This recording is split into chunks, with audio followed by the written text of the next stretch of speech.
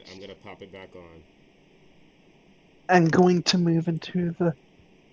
What it is in my subscription sidebar, it pops up with the little live icon, but it's not on your channel for some reason. I don't know what's going on. Like, it says I'm live, but I'm not seeing any video. Yes, indeed. Like, what is up with that? Like, it's not on my Oh, channel. no. It's not on my channel. What's up with that? Ow. Fuckface. Why don't you post your homebrew in other Discord servers? They literally break that fucker down, and anything that affects anything they throw a fit about. Oh. What about... Okay, Dante, I'm gonna let this run for a little bit. Tell me if anything changes. Is it still on my channel? Is it not? Okay, well, in my subscriptions, it still shows you as streaming. The video just popped up. Oh, Yes. there you go. I don't know what's going Hey! on. It says I'm live. So, Okay. now... Alright, now! We're good now. Let's go now. We're good now. Go. Bam. Greetings, Misters and Misses. This is a non-profit activity in which we are a bunch of dads You of various got to areas. turn off Demon. Turn off the demon. Crap, sorry. I mean, Folks, this is a non-profit activity in which we are a bunch of nerds of various areas brought together to bring about an entertaining story. We are simply playing a game for entertainment purposes and to return to when we want to reminisce, when we want to listen to it again, or when we want to work in the same D&D session. DMC can go suck a... Wait, can I say that? DMC can go suck a dick, as well as Jake Parker. This show is rated M for mature. For viewers like you, thank you. There we go. I kind of like the demon warp in the beginning because it was kind of funny. It kind of made sense. I don't think it. Yeah, start that shit with like static every time. Sorry. Let me hide my demon. Let me hide my demon, and then like that's right. Gradually as it goes on. Yeah, gradually as it goes on, each like it was like one sentence. Oh, it was like one sentence that was demon. Then like the next one, it would be two sentences, and then it will gradually just become demonic. No, like it's like sir, your demon's on. Your demon's on. Oh shit. I can't wait to hear that on the playback. But Well, Let's get the shebang started. Alright. So, first things first, everybody should know, whoever's listening to this is all fucking homebrew. I curse like a sailor. So this is going to be rated M, because I can't stop myself. I curse like a soldier. We are using D&D homebrew stuffs from our Discord that's basically has been proven to be basically D&D 6.0, or at least D&D 5.5e. Is that how you say it, right? At this point, Yes. just call it Advanced 5th Edition. Yes, Advanced 5th Edition. Are we using stamina points? Yes, we're using Yes. stamina points. We are using the stamina points. Like that. That's one of them. We're using stamina points because we have found that to be a lot more comfortable than slots. Makes it versatile, and you can make choices on which spells you want to use, because if you decide to use certain spells, it's going to drain that stamina gone. That's for you to deal with later.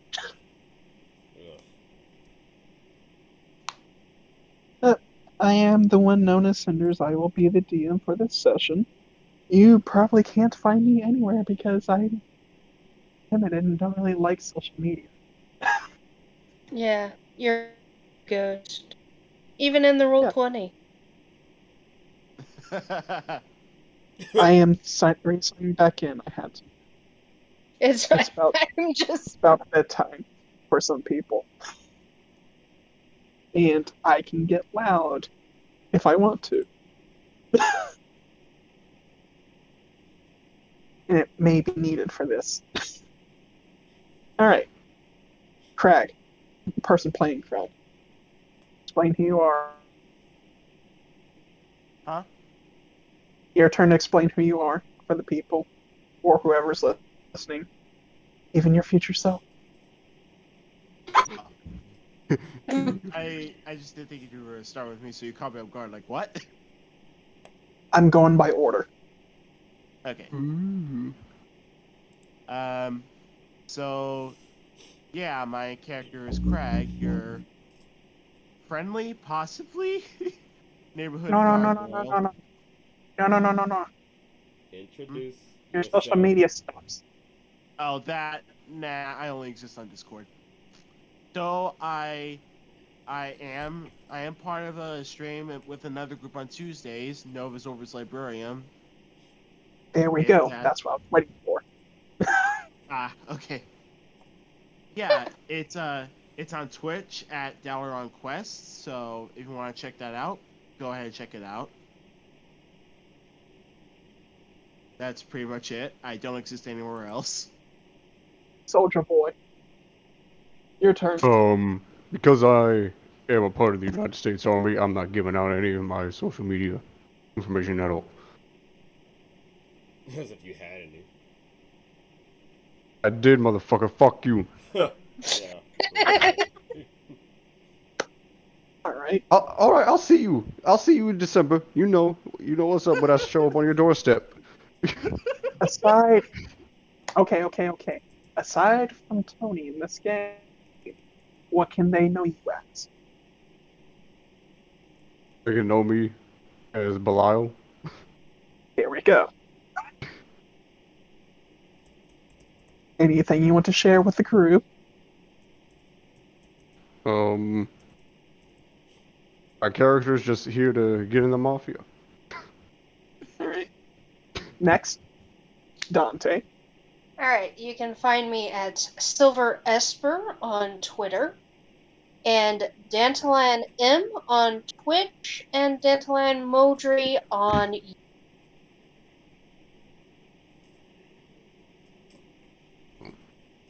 Okay. Did you cut out? Yeah, what the fuck? What? Did you guys not hear me? No, we heard you. She was. That was the last one. Was her YouTuber. Oh. You did. Yeah. What? Is that everything you want to say? You say that like you expect me to say something else. Now I'm not sure. What the fuck?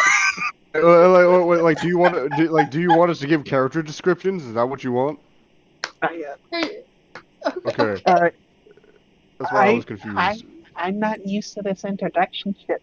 I'm usually the guy in the corner as the rogue player with a crazy mad wizard. That's fair.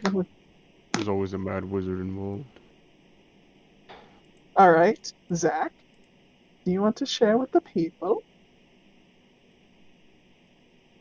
What are you talking about? I already did. Ninja. Ninja. There's Sorry, two I heard Zach? Zach for some reason. Yeah, I'm about to say. Like, No, I got did. that. I did say Zach. I got things twisted. My brain is not good. You don't even know your players. Fine. You don't even know your players. It's fine. I bet he doesn't even know my role. no one. Good evening. Good evening. I am Ninjo, and I was the radio thing person just now. And I'd never cursed before, so that was an experience. Dick is not Dick a is curse not a curse word. It is not a curse word. You haven't been to my Fuck. house. It's the curse word. Shit. Is it curse? One. First off, Dick is a nickname for a guy named Richard. I think what happened, how Dick became a curse word. Context. I just think how Dick became a curse word is that like a dude named Richard was just really mean. Like his nickname was Dick, and he's like, you know what, you're just a real dick, and it just kind of stuck. But yes, I have no social media, no Twitch, no YouTube. I am a ghost within the international world of the World Wide Web, and I am a wonderful person for doing so. And that's all I have to say. Wow. Lovely. Way to call literally anyone who has any social media accounts. To be Yeah, kind of a fair, dick move. 80% of them are salty. Now let's get on to the Salty. next lad. Yes, Ray, it's your turn. The Yeah, boy. The boy. The me. You gonna call him a boy, damn. And last but Well, certainly the best of least. The one who will eventually figure out how.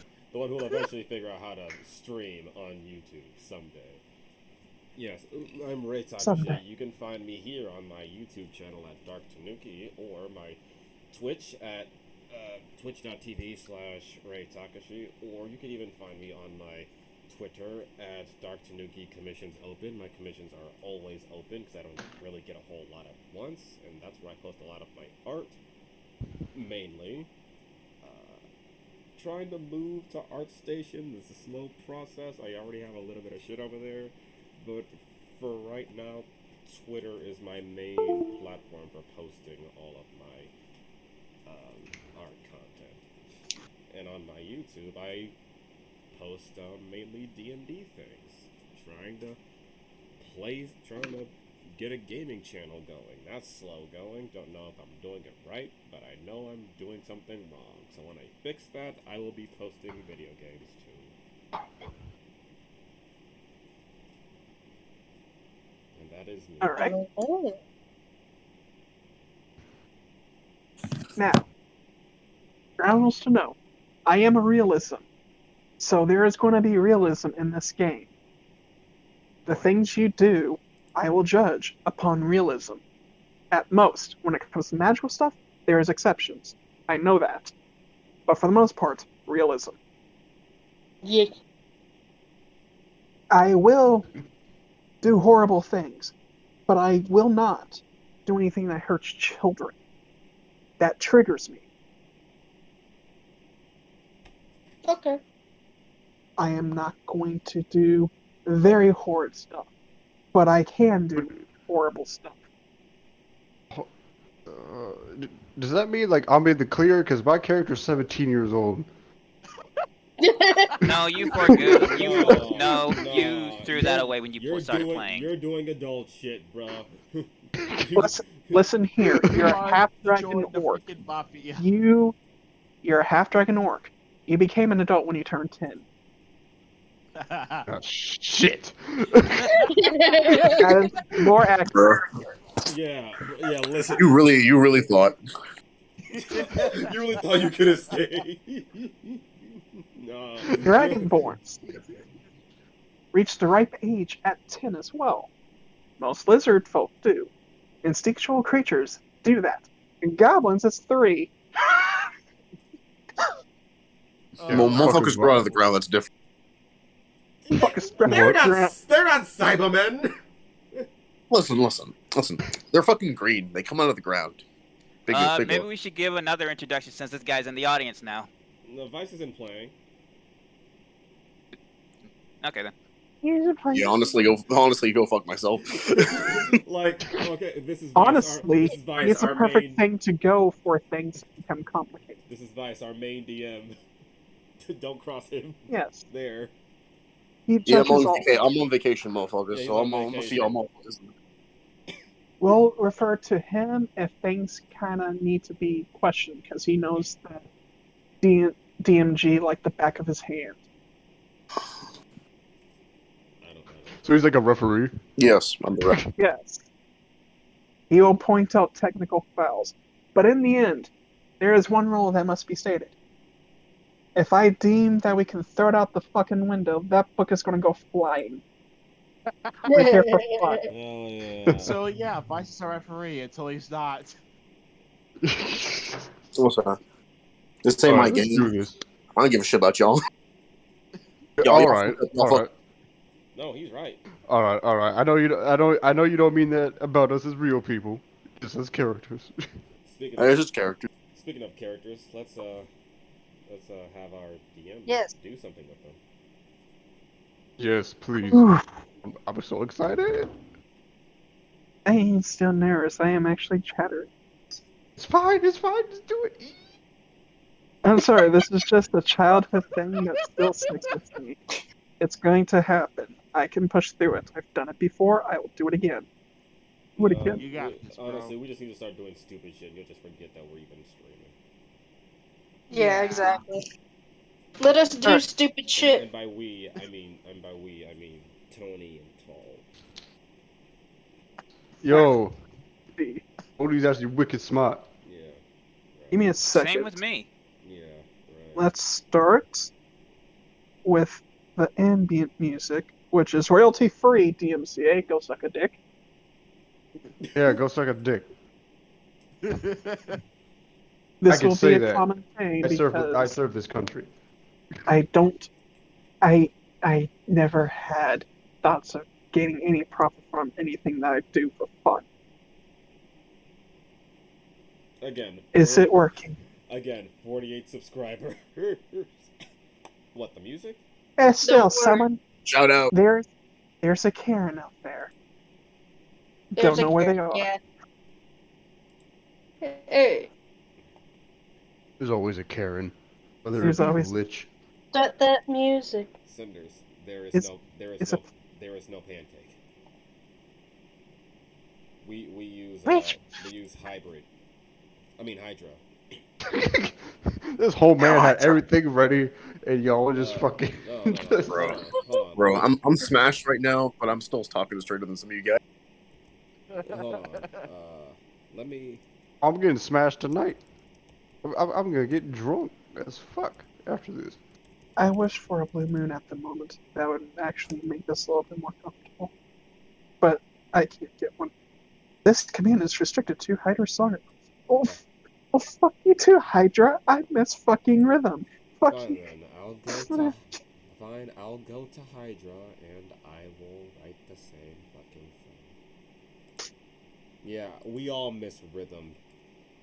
Fucking Google and YouTube. Taking away our rhythm. We ain't got rhythm. Anyway, I'm gonna say something, but it Josh, wouldn't what sound music you have bad. after us? Alright, Ooh, there we go. is it playing? I don't. All right, think that's this- too Yep. loud on my end. I don't think this is what Cinders was wanted. Let me see it. No, it says space background. It's not noir music. That's what I. I don't think they can do YouTube songs. That may be the issue. No one can do the YouTube songs anymore. Well.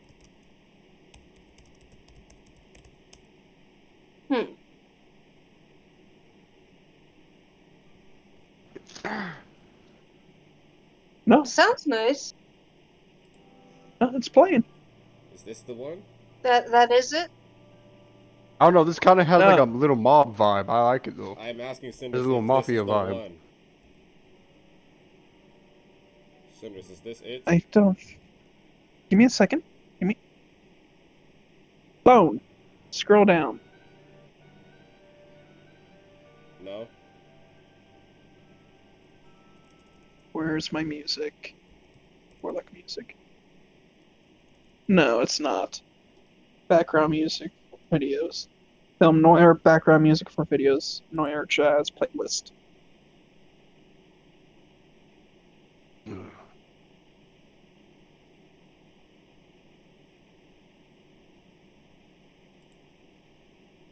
Give me a link. Go back up. Alright, where's the Hydra song requests? How do I make it play? Dot play.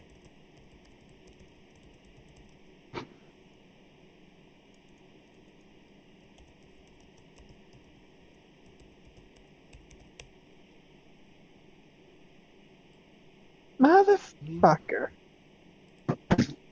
Don't know. I guess we're not using music. Thanks, YouTube. Yeah, right. Fucking cock. Well, I mean, Ray can open it in the background, so at least the other people can hear it. Maybe. I don't think it's that simple. It has to be through No. like Discord. Okay. It's recording Discord audio. Really? guess I'm gonna have to try to do the royalty-free download shit. That's a lot of megabytes, and I don't have the time for it now. I guess we're going without music. Okay, we'll do it live. No, that's just gonna make it sound horrible. Anyway, Okay, I was just making a reference.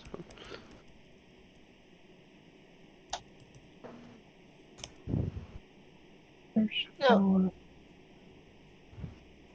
I found Oh, this. there we go. I found this. It's royalty-free jazz music. Alright, I like we're it. just gonna have to deal with this.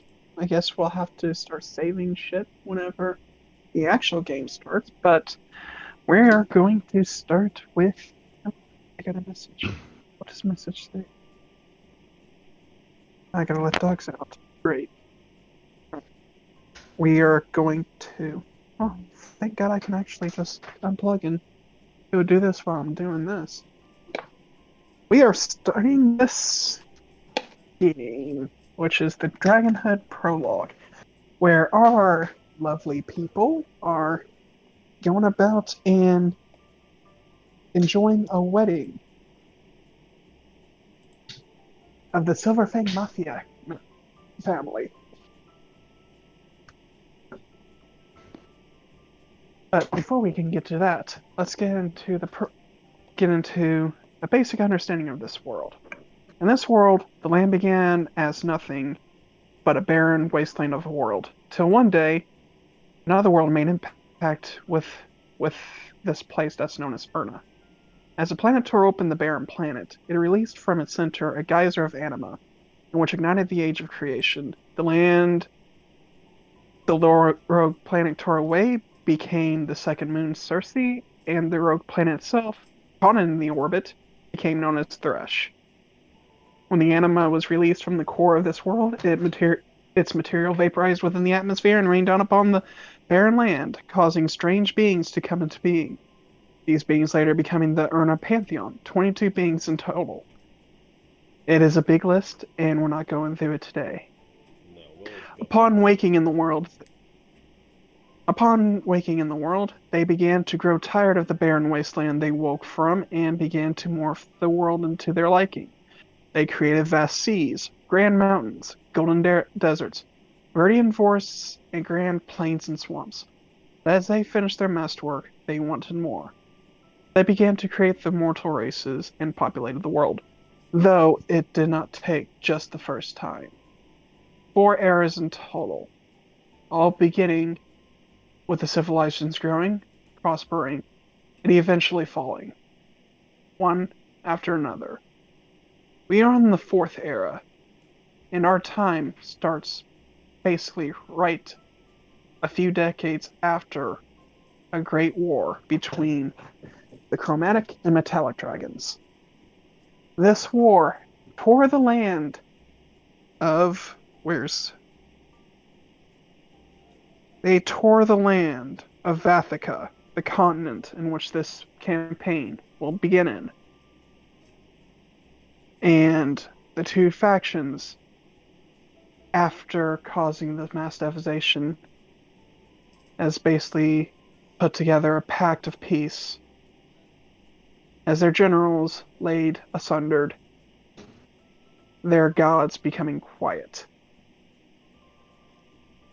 And our story starts within the city known as Dragonrest, the city within the mountains. Alright, I need you guys to all roll initiative. Ooh. Okay. Hey, look, I haven't played D&D in a while, okay? So I'm really excited. I know, it's just wow. Look, you are basic- flat basic swinging tra- block. Yeah.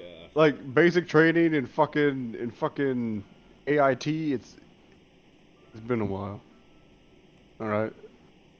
Alright. 18, 16, 14. Hold on. I didn't mean to put my token so far up there, but whatever. Initiative. Remember, you gotta tap your token. Alright. Damn. Always got the lowest Craig, initiative. you did not tap your token before you pressed initiative. I know, I keep forgetting to do that.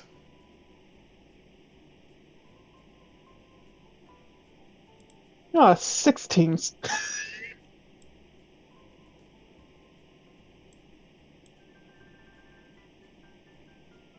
Come on, Craig. You can do it. I remember I'm working with like 4 inches of screen. What's Do up? it. He's on his Do it. Yeah. What the fuck? 4 inches of screen. Tall. Do Tall, it. same for you.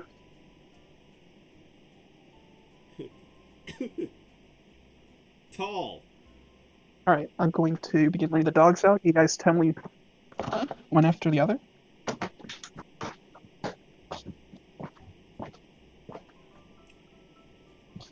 You're just not being added to that initiative, are you? Dear God. I tapped my token. I know I did. God damn. You guys rushing me to go to the bathroom? Yeah. Come here, give me your neck. Oh God. No. Jesus. Oh.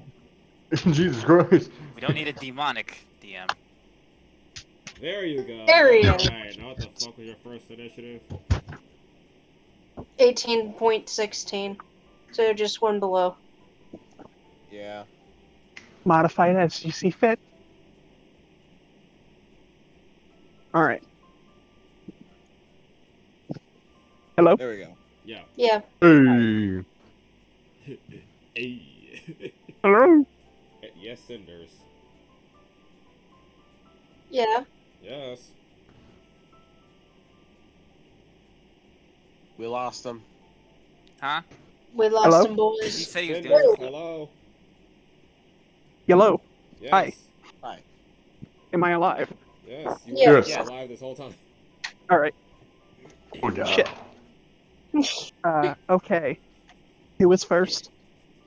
It would be tall. Tall? Yeah. Alright. That's boy. You just put Let me Yeah. get my list of information, because information's needed.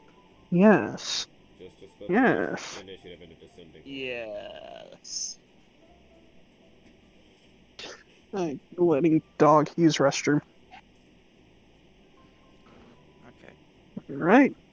Tallest ninja, if I remember. Yep. Yes. Let me get to that document. Oh goodness. Okay.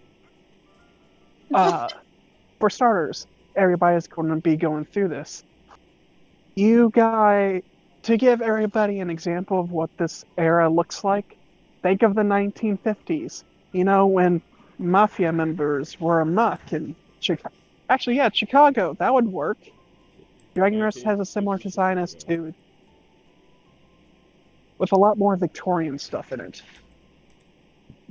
Ooh, I like where this is Oh. going. So, for starters, we are going to be at the peak of one of the peaks of the Grand Mountains used to make as the basic groundings for the city. On this area is a grand foyer. I don't know what they call them, but they use them a lot of weddings. The venue? Yes, venue. There we go. It is a grand venue that overlooks down towards the city.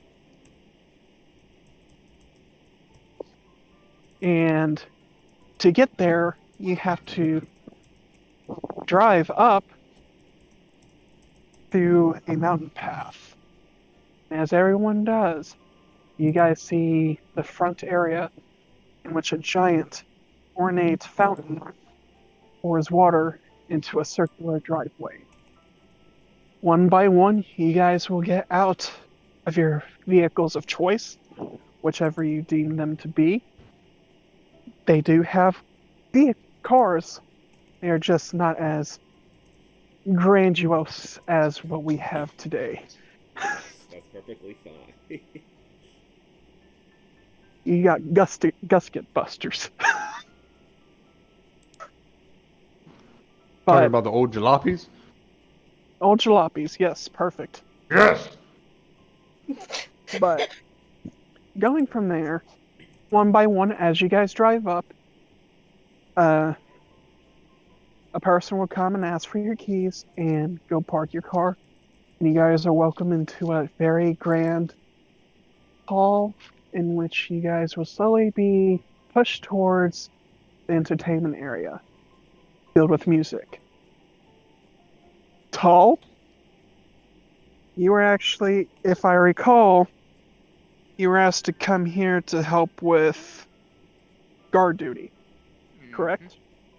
Mm-hmm. Please explain your character as you stand at one of the doorways that looks into 3 different areas of this venue. Right. Well, good evening. The name is Tall Groot.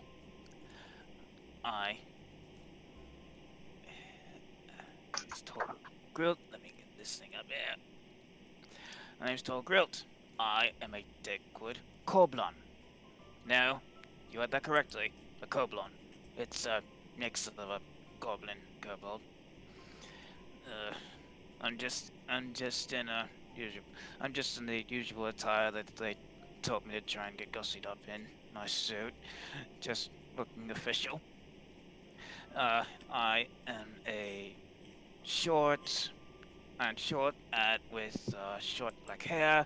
It's a bit messy. I tried to gussy up a bit, but the comb just wasn't working with me. I am my skin's like a greenish black tone with a bit of scales across it. I got yellow eyes, ears are large, and my tail's kind of just like trying not to be in anyone's way, so it's kind of tucked under. I don't have like claws like goblins, but the nails are kind of like just as sharp. And that's about it for me. All right. As you are working, I want you to roll a perception check of the area. Right. First roll, everybody. Let's see it. Yeah, let's see what So it is. 5. It's a dragon. Huh. What's the number? 25. 25. 25. You have been in this place before. You don't like it. What? What's the number? I hear 25 and a 9. Which one is 20. it? No, I'm looking at I'm looking at his No, perception. His perception bonus is a +9. Yeah, that's what I was The looking total- at. Like I was Oh. like, holy. The total is 25. Okay. Guys, confusing me over here. I don't like it. Calm it down, everyone. I'm just dealing with it. Just looking around, just doing my job, dealing with it. But a bit of a groan comes out of me. It's not all that bad, is it, Tall? Says a gnomish fellow. He's got this spiked mace to his left side. It's not really the place. I'm here, away from the shop. I thought you wanted to get out of that dusty old thing. I mean, yeah, I did. Just coming out here this far away from it. It should be fine. The boys said they'd watch over it while you're here. After all, they know how to deal with the Black Claw. Maybe you're right. Maybe I just need a drink or two. He just pulls out a flask. I've already been doing it. And begins drinking. That gets a chuckle out of me. Always one step ahead. Oh yeah. I don't have any ways here. There's so many silver fangs here that there's no way anybody's stupid enough to mess with us. Well, Just enjoy yourself a little. you know how far the stupid can run. That is very true. Well, yeah, it should be a nice calm evening. A lady getting together with a lad. Music, drink, more drink, a lot of drink. And I'm just gonna walk by onto the drink table, but I'm gonna say, if only that could last ever. If only that kind of atmosphere could be everywhere in this city. I think there'd be less sticks up the ass, don't you think? And then I'm just gonna go to the table to get a drink, a small drink, like a shot glass at least. Alright. As you head to the table to get a shot to drink, we are going to pass on to the next person. Who is the next high roller? Crag. Crag. It's your turn. All right. Explain yourself. Damn. This went from waiting to interrogation real quick. Well, we are Go in a ahead. mafia-based game. Wouldn't be surprised. Share who you are. Anyway, so yeah, climbing out of a, I guess wherever the equivalent of a pickup truck would be at this time, if those are Mhm. even a thing. Oh yeah. But yeah, stepping out is a, well enough dressed gargoyle who is wearing a necklace that has what appears to be a lapis gem in the middle of it, surrounded by 2 glass beads on a metallic gold chain of some sort. And yeah, he just he looks at the invite, making sure this is the right address, and he goes through the door.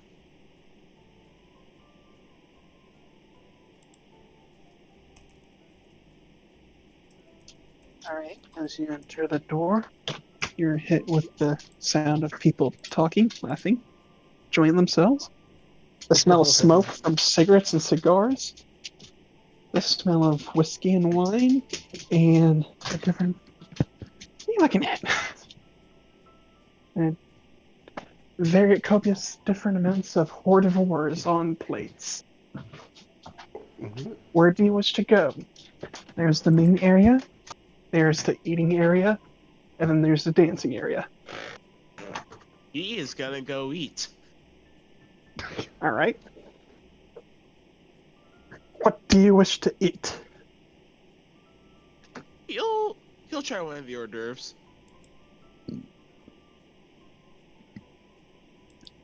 You eat an hors d'oeuvre. What you pick up first is a weird sandwich-like thing. Take a bite of it, and it's got a cream inside of it, which has a grassy taste to it, but a nice, sweet, pungent flavor. You are eating a cucumber sandwich.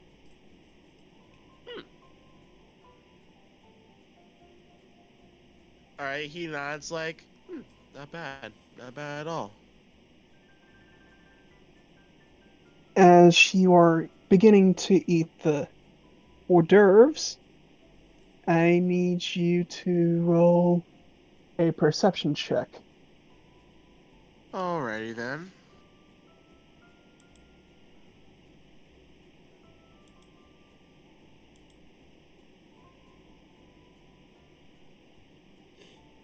Soft 20. Damn. Alright. You are just eating and you can't help but hear a familiar thud of a green dragonborn that loves to visit your father's bar. Crag, is that you? Did you actually make it? Yeah. My dad literally wouldn't let me say no. You turn around to see the quite messed up expression of Jasp, the broken one. This man is literally covered with wounds. Woof. A portion of his muzzle is missing. He has only one eye. He has broken horns and just ruined fins. But he's still just the happiest person you've ever met. And one of the strongest persons you have ever met. How's your pa doing? Man, Oh, he's talk to doing me. fine. He's doing great. Good. Very good. So, no dealings with Black Claw on your side, is there? Not as far as I know. Good, good. Just had to ask, we've been getting reports of them getting into our territory. Really? Yeah.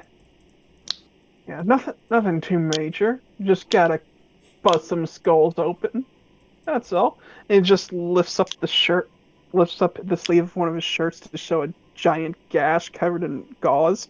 One got me, but I got his head added to the collection. You know what I mean? Jeez. But how you been? How you been? It's been like 2 weeks since I last saw you. Oh, same old, just helping my dad serve at the tavern, things like that. Hmm. Unfortunately, Neum decided to continue one of his more wacky experiments, and he just makes a boom sound by opening his hand, like. So Again. yeah, that was a rude wake-up call. Again. That boy Mhm. ain't right in the head. Don't think your mother dropped him enough.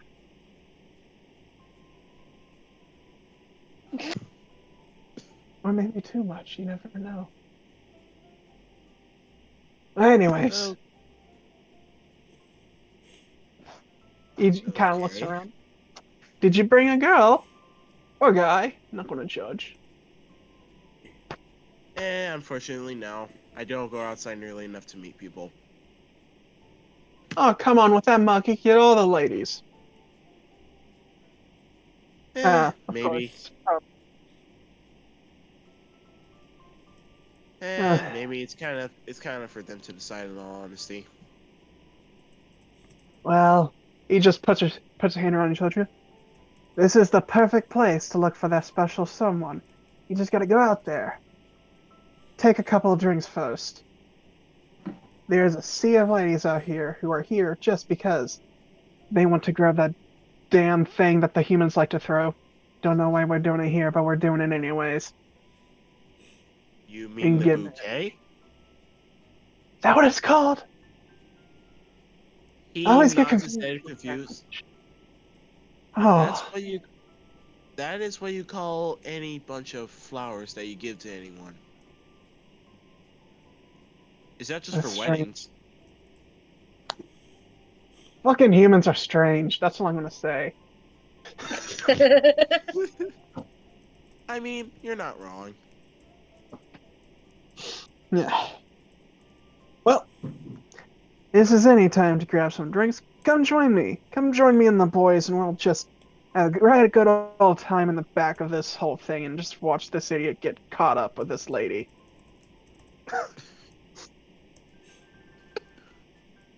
And he's going to drag you over to the bar instead.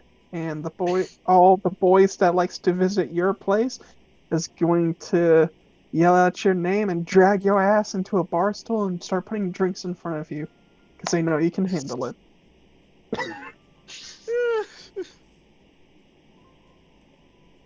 All right. Next up, Gorinox. How do you get into this place? Excuse me. By invitation, of course. I know that. I mean, how are you going to walk in here? What do you come in from? The main door. I stroll in with my dragon eye cane. I adjust my glasses properly along my muzzle. I have my friend Lila Summers along with me, my human journalist companion. All right. And I take in Y- every single sight as it comes into contact with my eyes. You taking every what? Every sight. All right. Just like I stated before, it's a bunch of people talking, laughing, greeting each other, eating hors d'oeuvres, drinking mead, or whatever they want. Cigar smoke, cigarette smoke. This is the right old time in the 1950s, basically. Yeah. You got three places to go. You've got the eatery, you've got the main area, and you got the dancing floor. Which do you want to go to? The dancing floor immediately. All right. Dancing floor it is. What do you wish to do in here? He wishes to first see what kind of dance is currently occurring, to what type of music. Basically, this music, since we couldn't get any choices. Thank you, YouTube. Thanks, you do.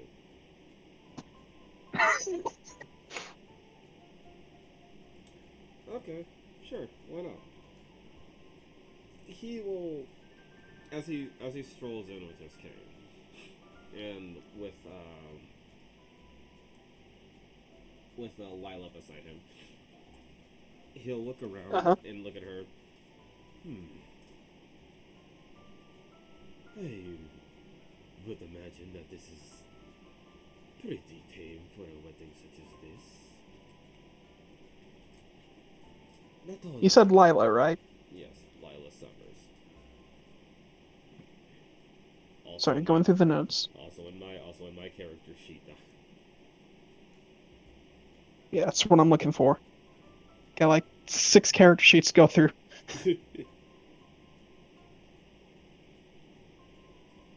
Just give me a second. No, that's the wrong one. Sorry, I'm always struggling with technology, everyone. Get used to this. Tech issues. Alright. Wedding gifts, scale of... Shut up.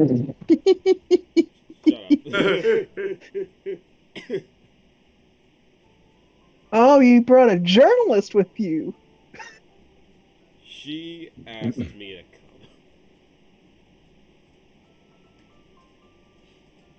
That's fine by me. How would you describe Lila Summers as she's walking with you?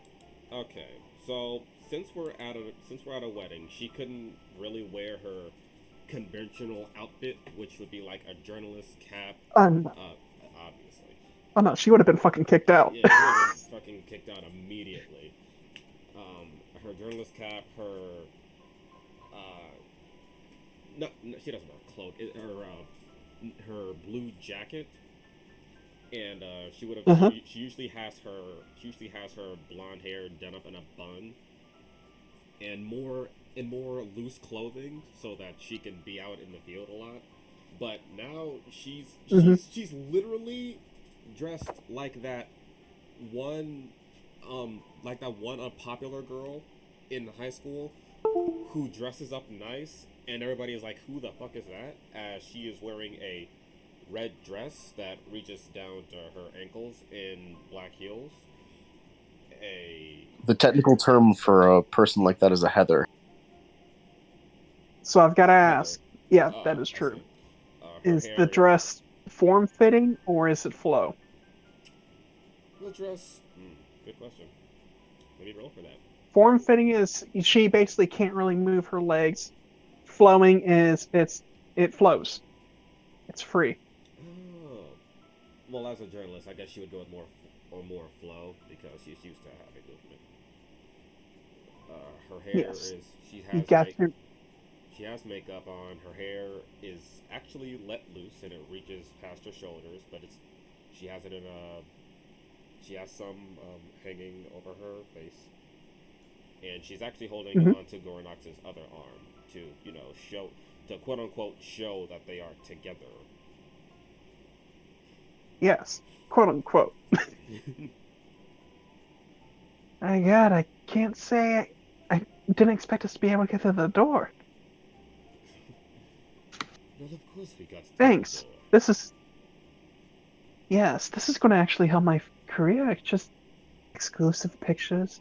She says as she pulls out that weird tablet. Gornox rolls his eye a bit and gives a small smile. If you're going to be doing your work here, Lila, please be sure when there is no... Then he looks around. Eyes present. I have you know, I am a professional, she says. Yes, I can be discreet. I believe you can be. Still smiling a little bit, just a smirk. But I wish to see how far your professional abilities lie. Can you dance? Well, it'd be hard to hide in a place like this if I didn't know how to dance, now would it? Gonorix. He smirks a bit. Well, show me a thing or two then, Miss Professional. Alright, let me get the roller out. I need 20 plus 6. Alright, I need a performance check for you then. Alright, performance for Gornox. She natural 1. Oh Wow. Shit. The first one of the What night. an entry. Gornox's eyes, as he before they start dancing, he puts a claw to his spectacles and breaks them up so that they sparkle a little bit, and his eyes are going to like give an unnoticeable flash. And he is actually going to cast a spell on himself. Oh no. Does it It's get good. It's get good.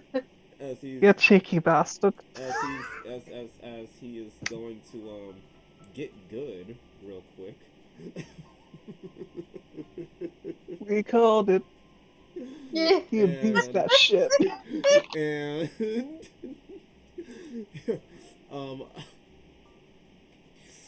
Eagle Splendor, he's just gonna have advantage on his charisma check. So Alright, dancing. roll performance This motherfucker. with advantage. You didn't need it at all. I know, but he wants to show off to the professional. I know. 23. Yeah, I did need it. 23.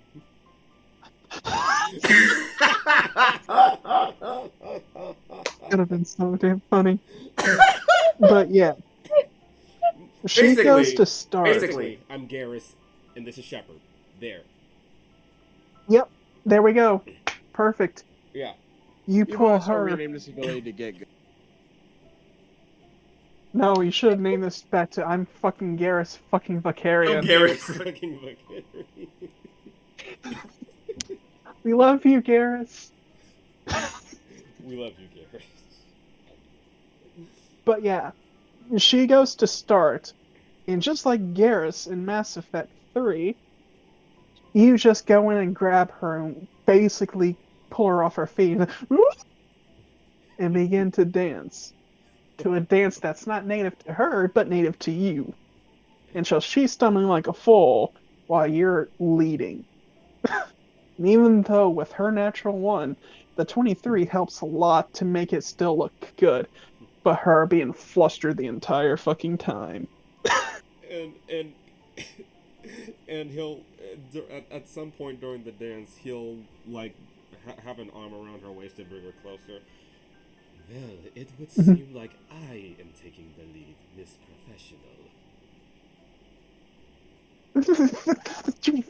I thought you were. Shut up, she says. As she pulls your hand away from her ass.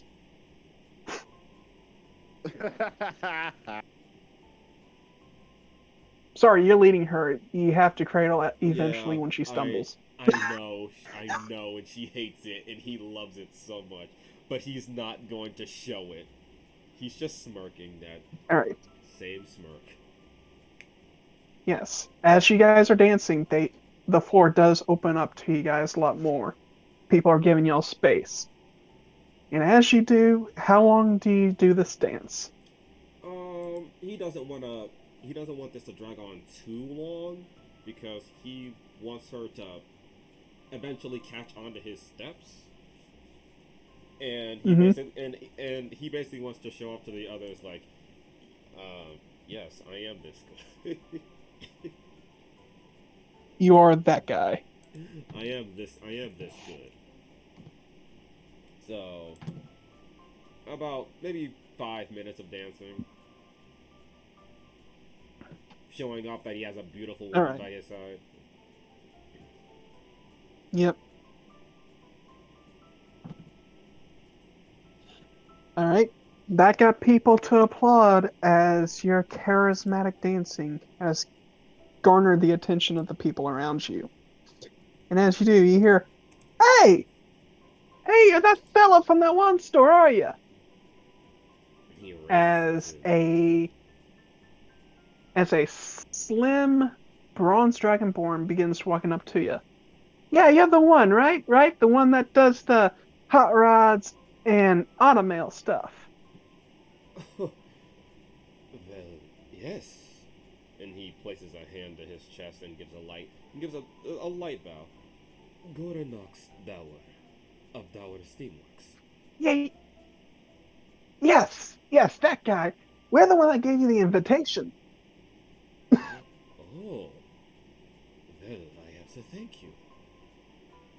As he says that, a bronze kobold and a goblin pops up next to him. "Yeah, we know a guy who needs some help with his automail. The stuff that they govern, it's just kind of bland, and he's a man of action, so he needs a little bit more of a pick me up, if you get what I mean." Yes, that should not be a problem for one such as I. Of course, I can help. Good, he's here.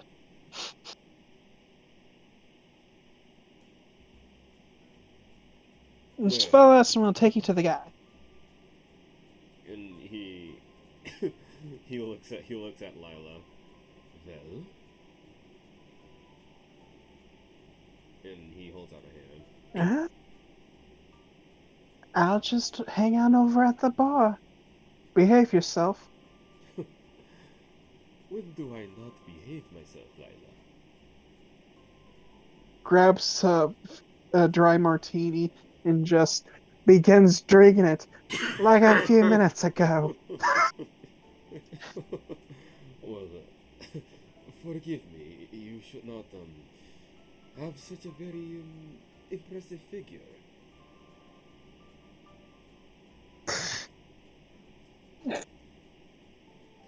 But I see that I am no longer needed right now. I will leave you to your own devices. Ta-ta. And he will walk away. Go enjoy your fun. Alright. As you do, they begin to lead you over into the main area. Yeah. He's Commander Silverfang. He's the one that survived the the incursions of the chromatics whenever, things were going bad. Oh, I see. He asked for He's got a missing, taps the right arm. It kind of happened when some unscrupulous fellows tried to ice him before a battle, almost taking out his family. And yet Yeah, he's right over there. He's with the kids. As you do, As you do a perception check to see where they're pointing. Okay, kids. Yes. This is with advantage because the person is large. 18, then.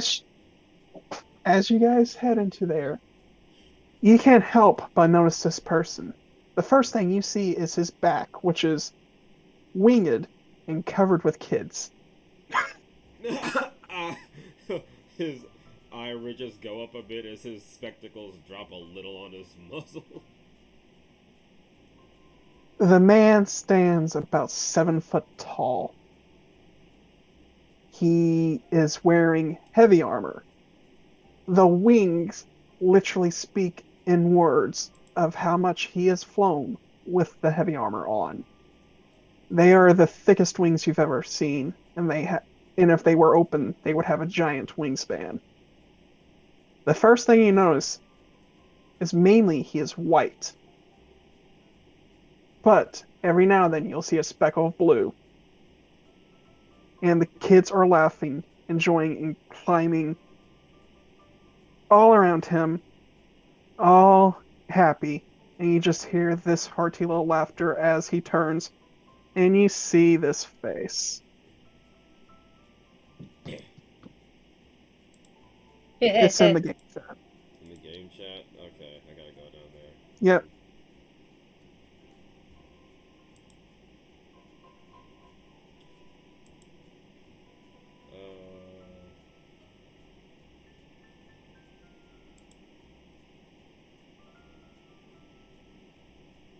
Oh, God damn it! You should have known. I should have fucking figured. Yeah, this guy is chuckling deeply. Do we want to throw a And- link up for the recording, or? It's made by Cinders. It's made by me, so Yeah, if he drew. you can flash that. The Still only- unfinished, but The only way they could see it would be if it was on Roll20. oh well. I don't want to deal with that shit. Yeah, But basically what he sees is a very battle-scarred white and blue dragonborn with so many goddamn scars. Except this one's smiling, this one's happy. And you see that a couple of the kids around him are like him. What? Some of them are a little bit more white, some of them have blue. And there's a little girl sitting on his shoulder. Oh, wow. You are looking at the good eating Hasmir. Oh, The my. only exception to this is his right side is severely fucked up. And he doesn't have a flesh and bone arm on his right side. Instead, you see a substandard mechanical arm in its place. That one, as he plays with kids, he keeps tucked into his side, and he's mainly playing with the kids with his left hand. And just picking them up and tossing them into the air, and then catching them. And he's just going. But yeah, as you're... He's just gonna mumble. I guess the other three could hear this. He'll be like, Cornisac Yeah. Silvermane. In the flesh. Well, mostly. He just turns to you, and for a second your heart stops because the expression he has is not the same that he has when he looks at you. At first he's defensive. You feel doom. This man towers over you. Performance check. And then to he's just- seem oh. intimidated.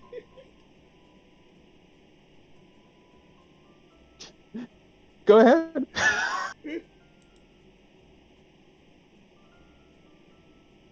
$23.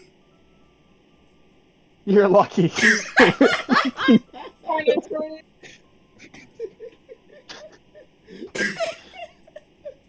Yeah, he just turns to too you, good. and you keep the facade, but for the second you thought, oh shit, this man's gonna kill me. That's just the aura he has. Gornox is Oh. mine. Gornox is mine. I'm going to be eaten. Yeah, he turns to you and sees the three with you. Oh, it's y'all. Do you need something? No, no, no. This is we brought the guy that we talked about. You know, the one who can help you with your problem. Oh, this is the one that's runs that one store you guys keep telling me about. Yeah, yeah. He the stuff that we get from him is actually pretty good. You've seen the cars, right? Hmm.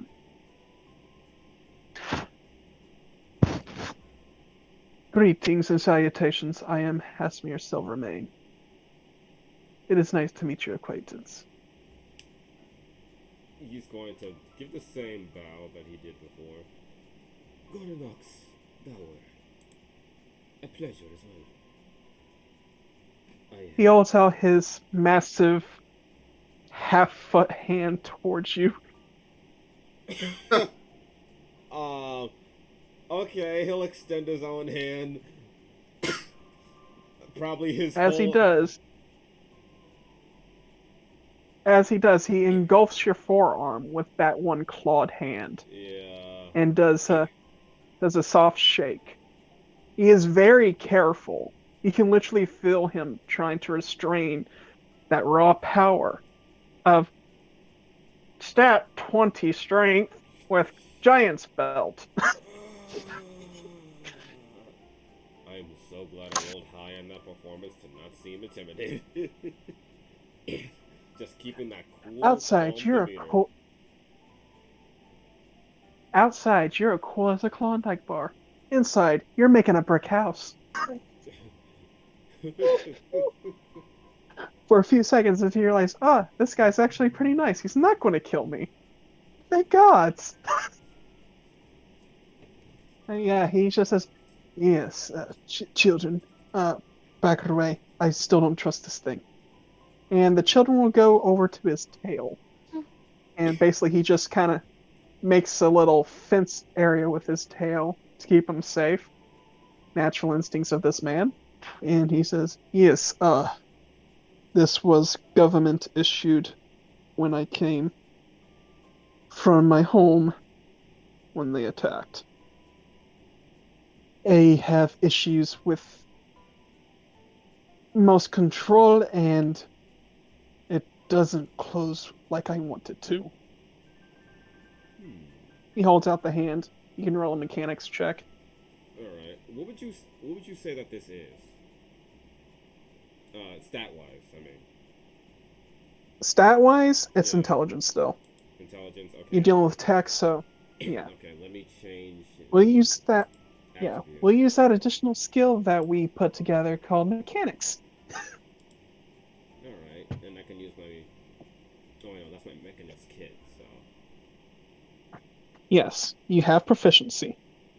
Alright, It is part of your background after all. Yep, and he's going to look it over. Let's see. He's going to like run a hand on some of it, and he's gonna get good a second time, but with intelligence. Yeah, you're gonna need it, aren't you? Yeah.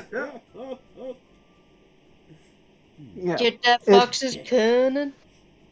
To give an example of what this looked like, it looks like it's basic build. It's basically meant to be a replacement. There's no specialities.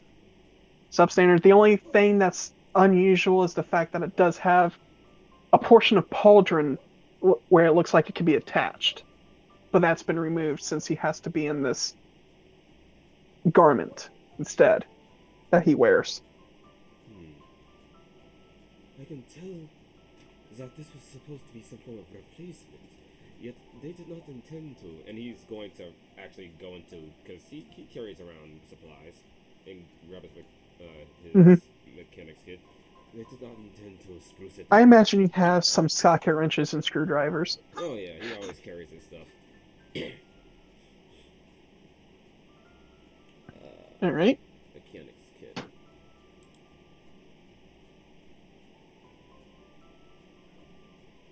That is a 22. Damn, you didn't even need that thing. You never know when All you right. might need to get good. The first thing you notice is the area around where the muscle and bone and sinew meets the metal. Normally, with normal people, it wouldn't cause issues when they flex and use what remains of the muscle of their arms and whatnot. But this fucking man's muscles from the connection areas are still like wrought iron, and they're inflamed. The con- the conduit connecting areas seems to not be sitting well with the type of person this man is, and it is causing it to malfunction. Whoa, That is the first notice. whoever gave this to you did a very shabby job at understanding your biology. It cannot work for someone of your immense and intimidating stature. But I could probably do something well with it. And Cinder's question. I know that you Yeah. said that his muscles were inflamed where the shoulder connects. If I were to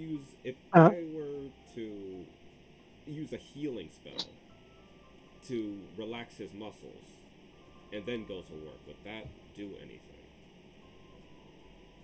I would say roll a medicine check. Roll a medicine check? Okay. Yep. Just as you kind of go over the information you know of the connection between metal and damn. Well, fine.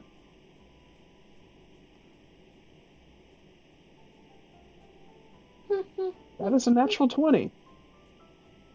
Never underestimate the power of getting good. All right. So, you know that if you focus on the certain areas where the connection to metal, to biological material, that you can calm it enough to be able to do work on it without any ripping and tearing to go with it. But you do know that you're going to have to deactivate the arm first and reactivate it, which you know is the most painful part. He's gonna Because you got to get rid of that clasp to reach that area. looking up at Hasmir, he is going to. His smirk is actually gone this time, as this is a bit of a serious thing.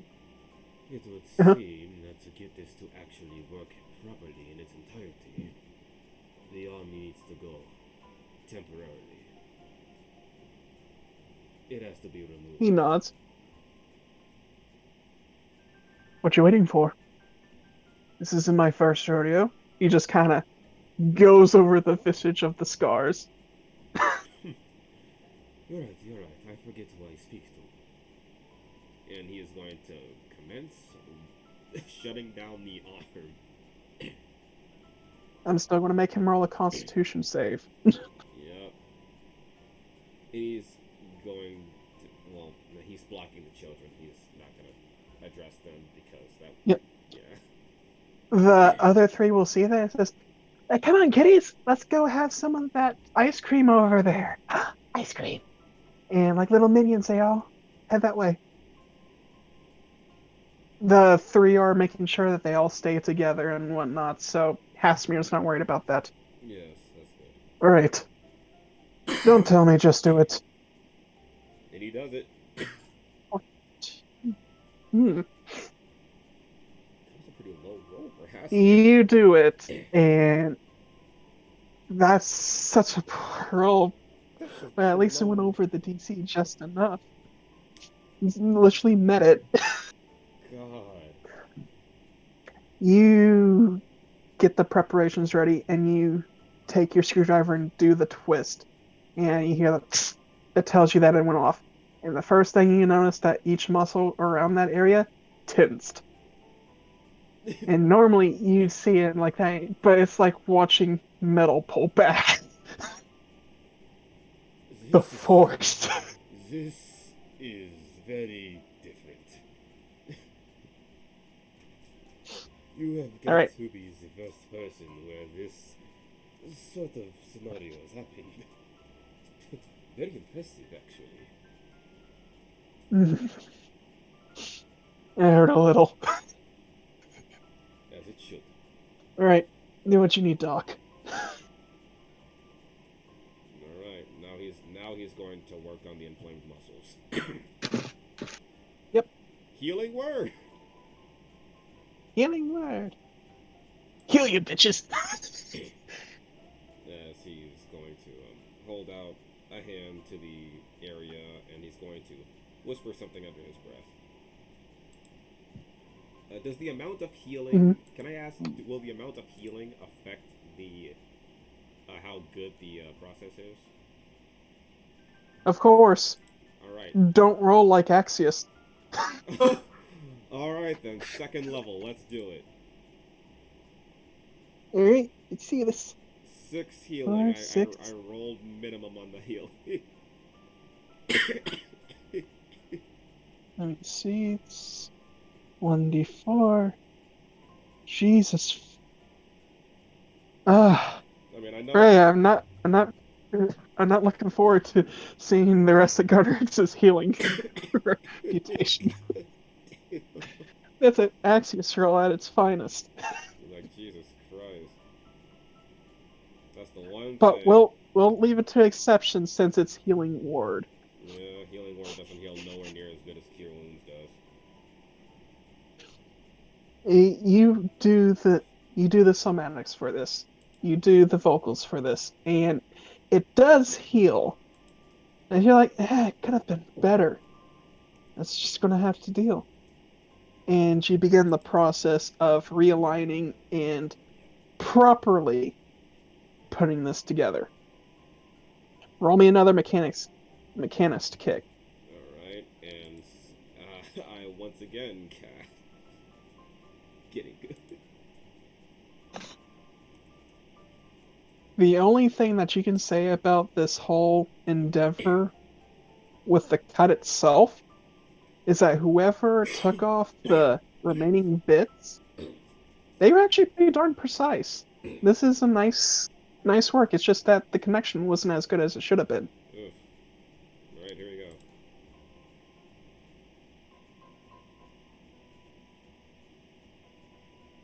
$24.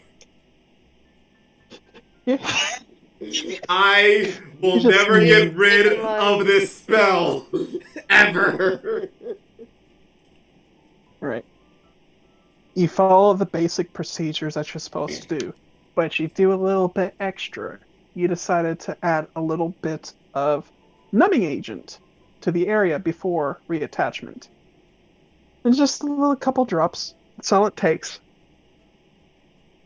Your hope is that it'll keep it from getting inflamed early so that it can settle a lot better later down the road. Mm-hmm. And so you realign.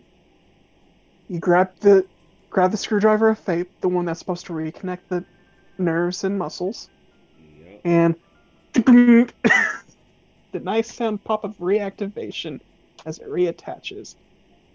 It's not the thing I wanted. Let's roll another Constitution save. Come on, Hasmir. Damn, you're rolling like shit, but at least you went over. Well, at least you rolled better, Hasmir. What the fuck? God damn. Remember when Hasmir only rolled 20s on his Constitution? Jesus Christ, yeah, he used to roll like a monster.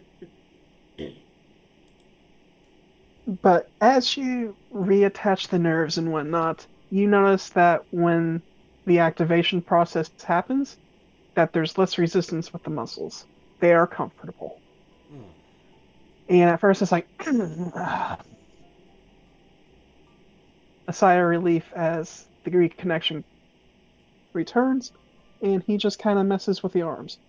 Still, you can see due to the fact of its basic design, it's still clunky. But you see a smile on his face as he likes the results better of what happened here. Yes, closes a lot better.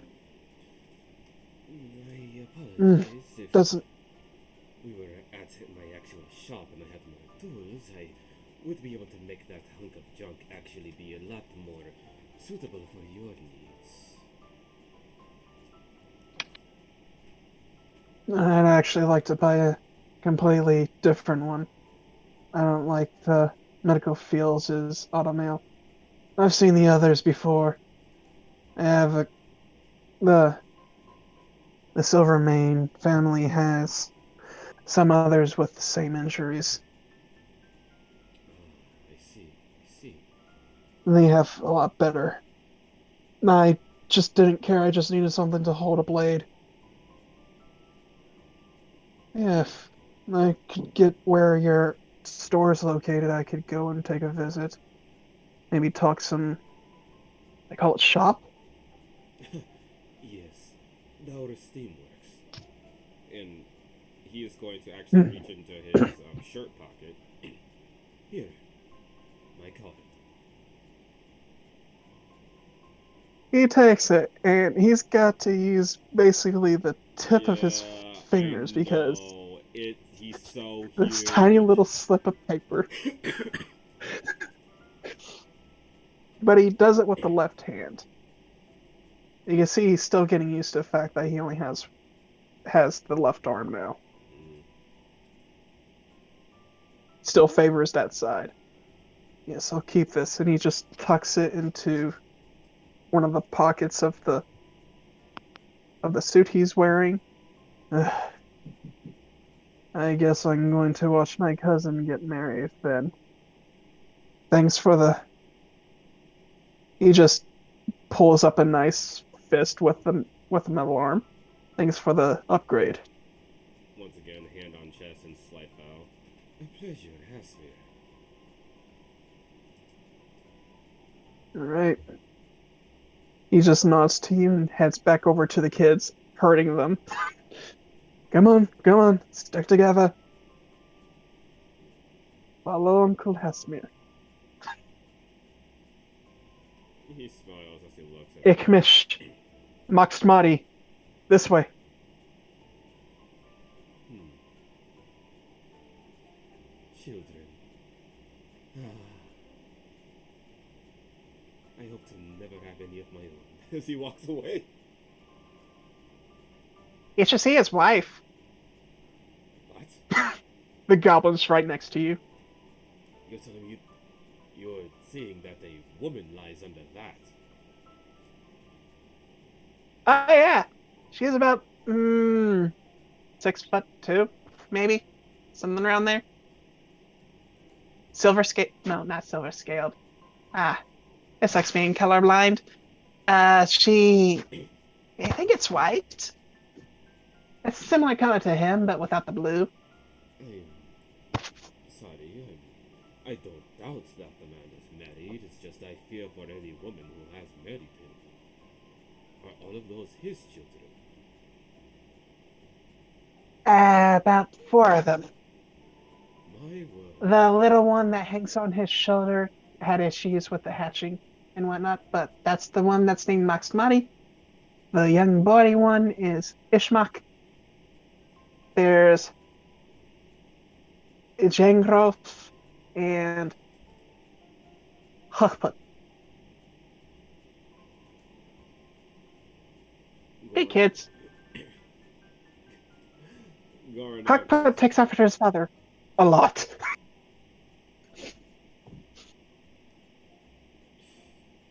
Yes, I think that I've had my fill of monsters for the day. Thank you. You should see when his wife is angry. Oh, She's hot, but damn, she has a temper. Bigger than his. I Sylvana's a crazy lady. If there is one thing I've learned during my several years, it's do not tempt a woman. For several reasons. Yeah. Still would bang. Walks away. Shakes his head in the sighs. People. Alright. I guess you go back to Lila. Lila at Yeah. the dance floor area. Yeah. All right, with that, we're going to have you go there. And as we do, we move to Kishka. I am sorry this is taking so long. You started late. It's Let's try to fine. get everybody to have a little bit of fun. All right, Kishka. What are you Alright. doing? How do you enter this fine establishment? She enters through a standard wagon, stepping out in a jade green dress. Along the spines of her head, she is a couple of ring adornments with dangling emerald colored earrings. I suppose would be the best way to describe it. Yep. She has black scales along in the top part end of her head and down her back and stuff, while her underbelly is a bit of a lighter brown. Best way to describe her is as a sun gazer lizard. As she walks up into the area and presents her invitation before heading inside. All right. They take it and up to you and let you through. You got 3 different areas. Where would you like to go through first? She'll go to the meeting room, the main hall, where people are gathering to talk. All right. Over And, in that. mhm. No, go ahead. Oh. Or will She would like to perceive if any important. All right.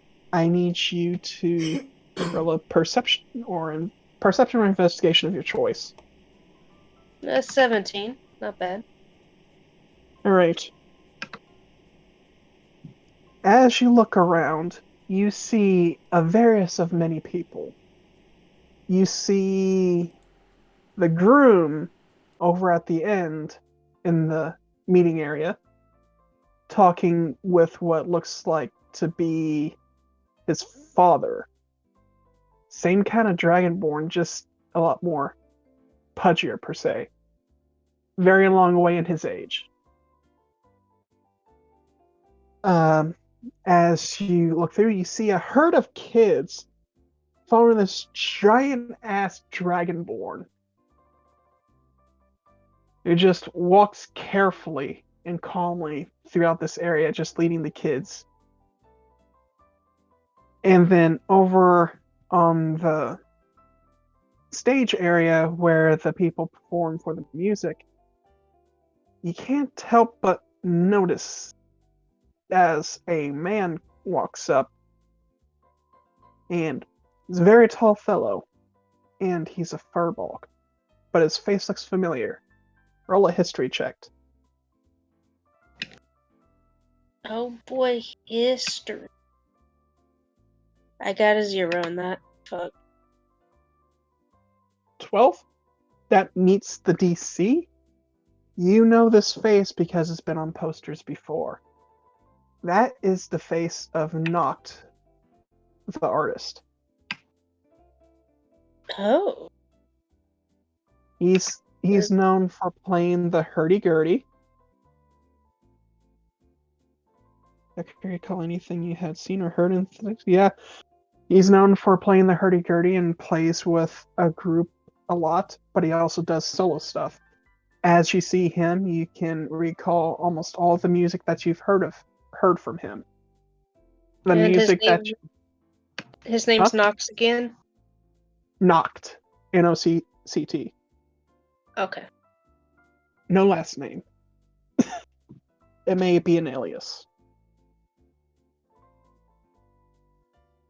But Okay. you know his music to seem to be somewhat dark and brooding, but with uptuned tones at certain points. He is very well known for his music enchanting people to where they there's more people that vibe to his songs and the poems that he retails one of his most famous ones was the 4-part story of the sheep and the wolf. The basic term of the story: the sheep found the wolf in the forests, and the wolf taught him how to be a wolf. Okay.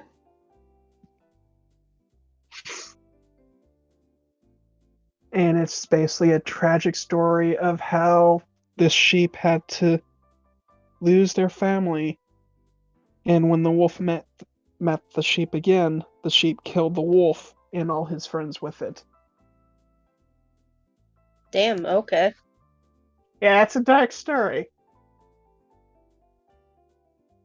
But it's basically not everyone's the same. There is always a black sheep in the mix. Gotcha. Yeah. Here's a lot of different faces, but none springs out like the big dragonborn, one of the major people in question for the ceremony, and that guy. Alright. Well then. Time to walk up to Noct. Alright. Noct seems to be prepping his instrument. And he sees you go up and just smiles. Well, hello, lizard lady. Well, hello, darling. I just love your work. Thank you. You are such a great musician. That's always so heart-rending. Oh, with the stories you write. Why, I remember reading them to my nieces and nephews. Mm. It's good to hear when people enjoy my work. Always puts a smile on my face. You can do an insight check. Oh boy, insight.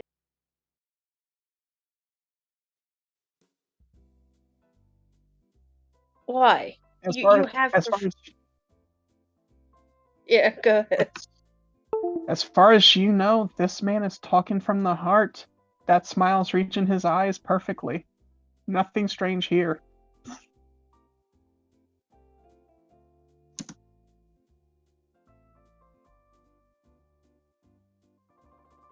Yeah, proficiency dunce. Alright. I just have to say, I would love to invite you to a dinner party. Oh, I always is throw the best one. I invite all my family. You'd have an absolute blast. Can you say that again? You kind of shorted the chat a little bit. Oh, did I short the chat? There was parts that went missing when you said high tunes.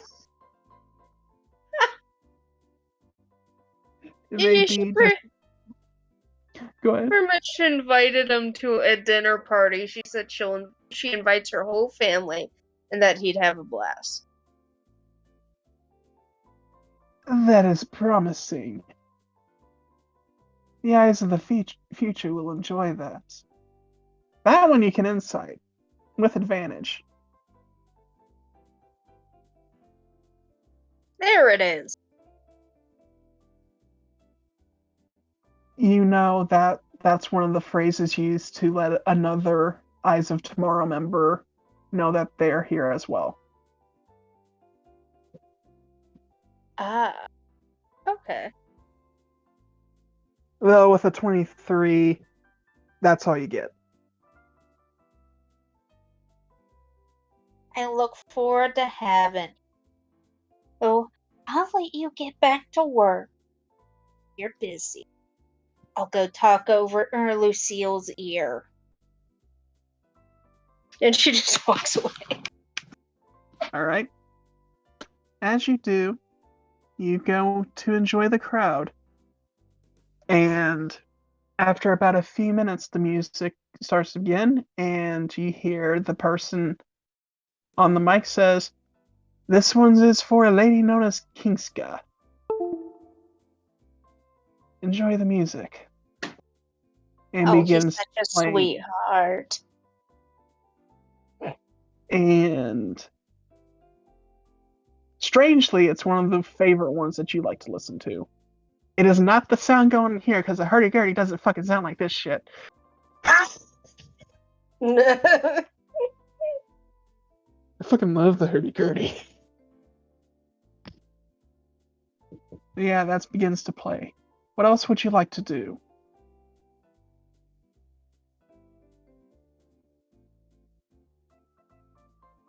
Well, if there isn't many people that are important in here, besides the groom and the like, they are most likely either at the bar or the dinner cart. She will be checking where the tables are set up to see people if anyone important is. All right. Perception check. I'm guessing you're going into the eatery area? Yeah. Okay. 50. 15. You notice the following. At the bar, there is a man with a bandana covering a portion of his face. He is wiping glass, just waiting for someone to come up. And as he does, you just watch as this cigarillo floats over to his mouth and lights instantly, but you saw no flame.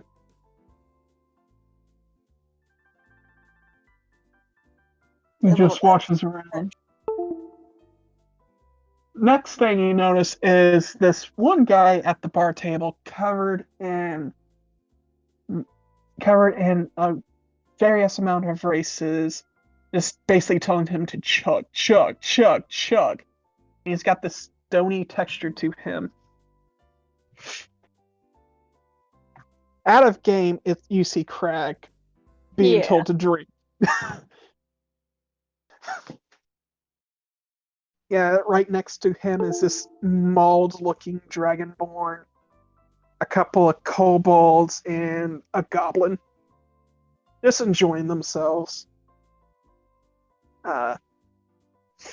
You see some pompous dressed folk here, all eating hors d'oeuvres and whatnot.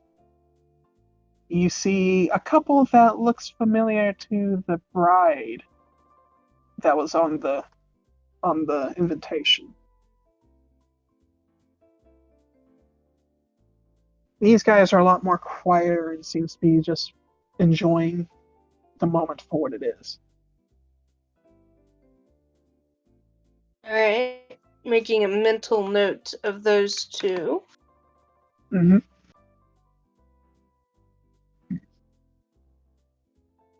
Right? Considering she doesn't know exactly who they are immediately, she's gonna actually go over to Crag. Crag, I need a con save from you then. Jeez. You're being peer pressured to chug, chug, chug, chug, chug, chug, chug, chug, chug.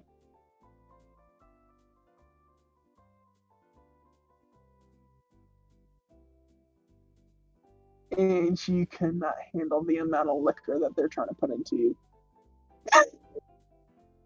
Well, doesn't this just look fun?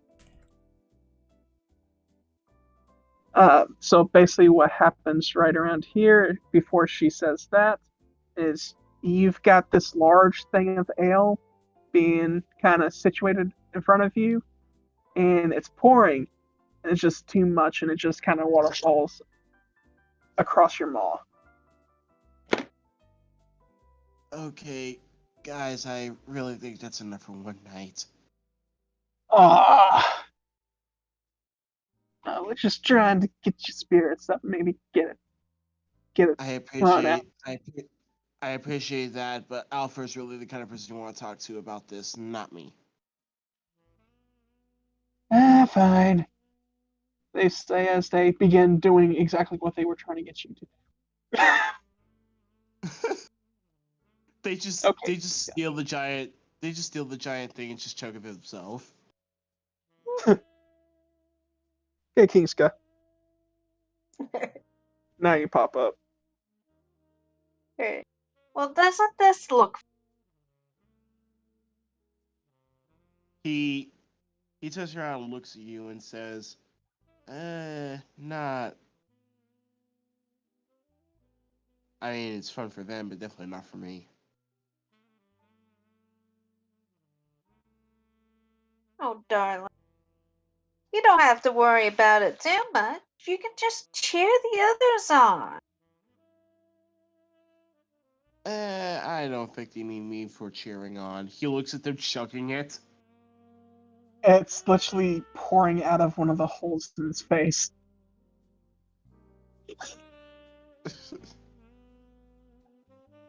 Yeah, they'll be just fine. You just, as you say that, the goblin guy sees the spill and just kind of uses his hand to patch up the job so he can keep drinking. Yeah, you shouldn't pour out. My word, such characters. I bet you all are fun.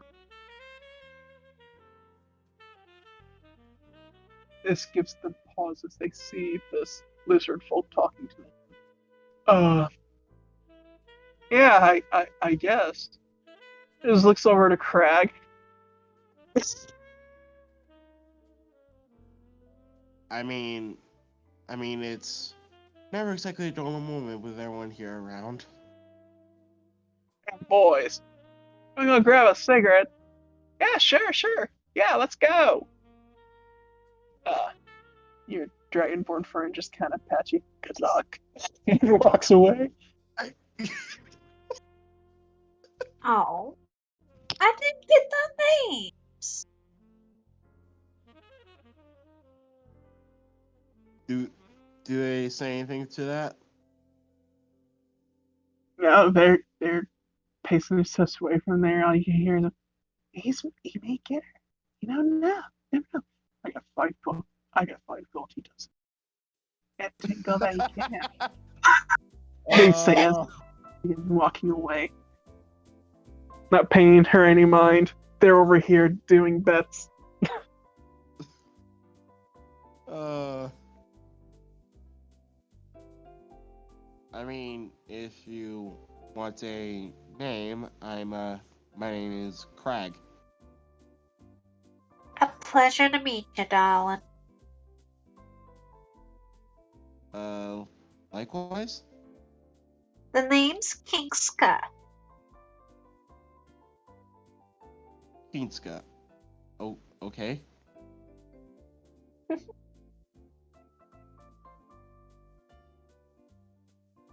So what do you do? You have to be someone very important. Ha! Yeah, not really. It's really it's really my dad who has the connections to the people at this party. I do wonder where he is. He said he was gonna come a little ways after me, but he's still not here. Hey, he probably just got held up back home. Oh, don't you worry too much, Rich. A handsome young man like you is definitely gonna do just fine around here.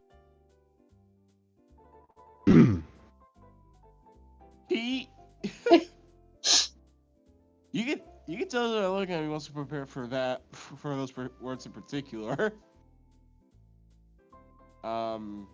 Thanks. Anyway, since I asked, I should tell you. I'm in media sales over at the newspaper.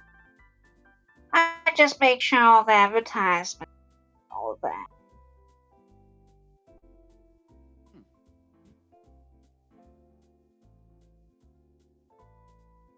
So, any particular reason why you're here, or? Oh goodness, no. I do think that they know though that I am just so in tune with the grapevine. Like I love to talk, you know?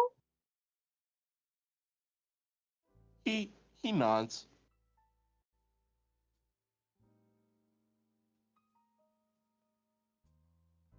Yeah, I'm just here because my dad literally wouldn't let me say no. Which, in So- hindsight, yeah, I guess it would have been pretty rude.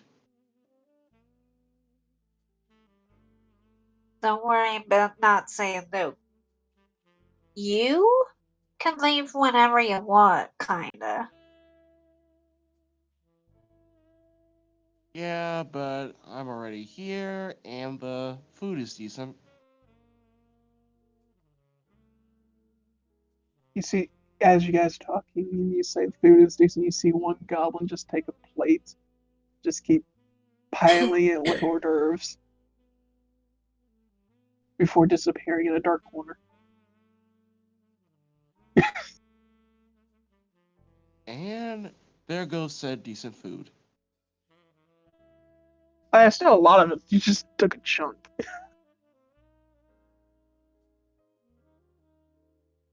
Oh, there's so much more than just a hors d'oeuvre. Have you tried the fish?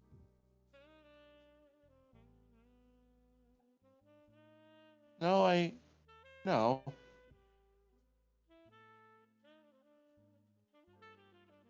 Okay, let's get you a sample platter, darling.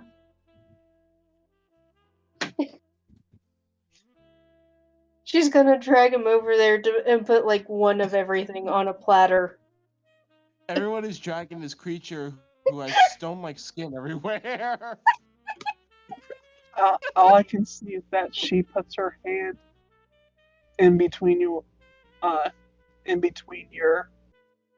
the crook of your arm and just begins pulling you around. Yeah. We're gonna transition from there as you guys begin going through the foods and hors d'oeuvres. You basically getting him to try everything that's not an hors d'oeuvre. We're going to move on to Tonner to be heading right into the door. Lyle, your turn. I'm here. Good. How do you I've enter just this been on place? mute. Yeah, I know. Alright, well, here's the thing. Tony, he's gonna be kind of like propped up on his motorcycle outside the establishment. One foot on the ground, his other foot on the motorcycle, and he's just sitting in his seat, smoking a cigarette. There's only one thing going through his mind. He's got to meet a mafioso and try to get in. You just see this ballet man says, you want me to take your motorcycle, sir? Tony just kind of gives him a look like he's not trying to intimidate. It's more like a "don't touch my shit" type of thing. Sir, it's my job. I have to park it. He finishes the last of his cigarette, sticks it on the ground, stomps it out. Alright, let's kick it. And he kind of like throws the keys to the valet and just kind of walks. And he is not dressed for this occasion at all. He is in a leather jacket, white t-shirt, blue jeans with a nice belt, and black boots. And on the back of his leather jacket, it says G-Wings. And Alright. hair is nicely parted. You can definitely tell like there's some sort of gel in there. But he is definitely not dressed for the occasion of this wedding. And he kind of like he kind of like pushes the doors in, like he's entering like a saloon, like a cowboy would. Uh-huh. This He's got his garners a hands in lot his of pocket. looks. This garners a lot of looks. And there's a couple of faces of, oh, why is he dressed like that? Kids. Tony takes out a toothpick, puts it in, You got and then 3 he rooms starts. to go to. Eatery, main room, or dance floor. Where do you want to go? Tony is gonna like casually walk with one hand in his pocket, and he's kind of like just doing like a nice little walk to the main room. Right? What do you want to do in the Yeah. main room? Oh boy, this has been a while since I played D&D. It's a little bit nervous. He's gonna try to look for people that you would think would be like in the mafia. Perception check. Oh boy. Oh, okay.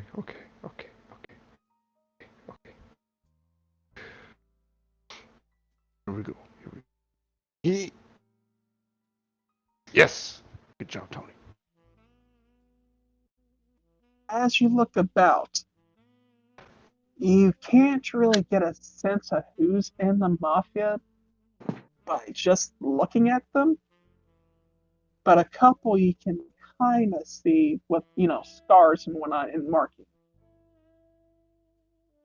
But one of the first things you see in this group of people is this giant ass white dragonborn with a bunch of kids around him. And as he looks around, he sees you, and you just see this undescribable face of intimidation from this man for just a second before he looks away.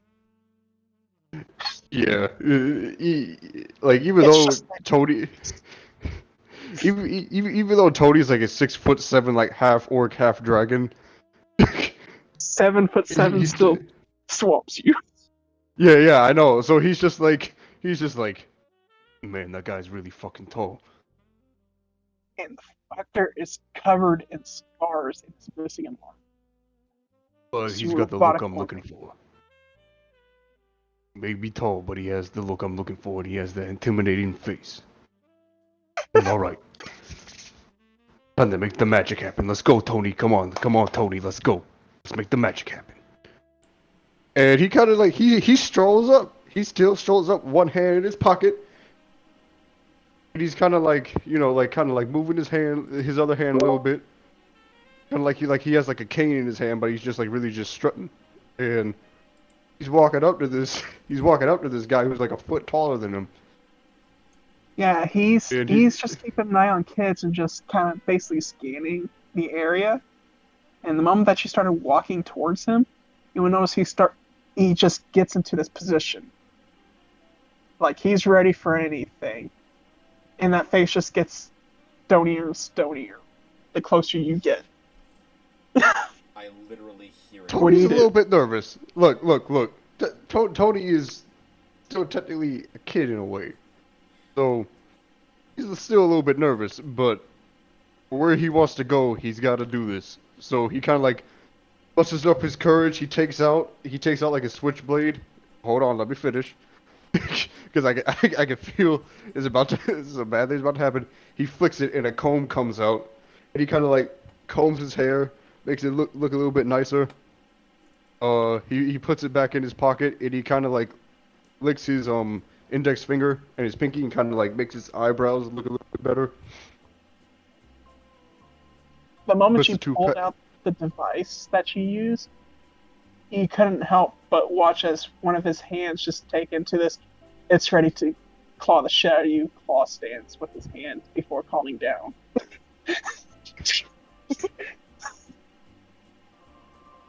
Yeah. Tony puts his hand back in his pocket, rolls up to him. Look. Hi, nice to meet you. The name is Tonrick Gasher, but you can call me Tony. It's a pleasure to meet you. It's nice to be at this wedding. My name's Commander Silvermane. I guess it's nice to meet you too. Would I know of this guy? Because of who my father was? Roll a history with advantage, because you do. Okay. Okay.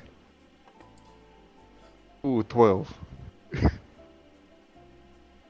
This is an easy pie. Hasmir Silvermane was once a commander of the leading armies. He started his campaign against the Chromatics, his own kind, to be straightforward. But he stuck with the metallic armies because he believed in justice above all. This one's known for leaving platoons dismantled. This man, each scar is one of many from the people he's killed. This man had people come to his own home to try to destroy him. He lost an arm, but all 12 men there laid dead, their throats ripped out, their faces non-intelligible. But his family was all alive.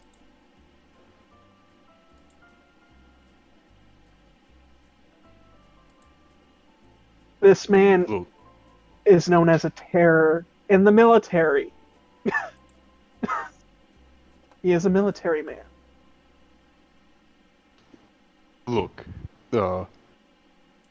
Silvermane, I know who you are. I don't know if you remember my pops. I don't know if you remember Zara Sobek.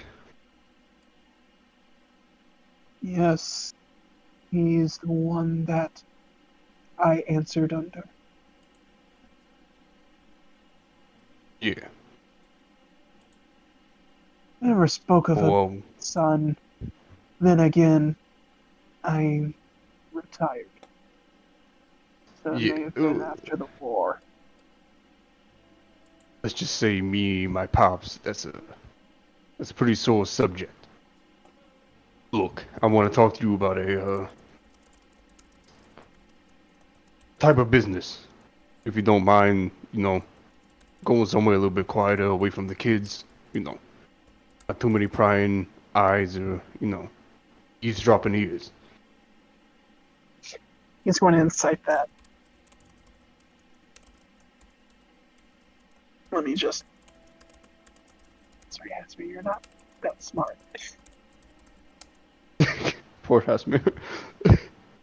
9. Roll... What would this be? Persuasion? Yeah, I think I'd go persuasion. Go with that. Yeah. No, fuck. Alright. He can't really get a read of what you mean there. And he says, if you want to join the army, you're better off going to... No. It's not what I want to talk about. I want to talk about something else. Something I can't really say in front of all these nice folks here. Look, I realize I stick out like a sore thumb. But I came here with a goal in mind and I want to accomplish it.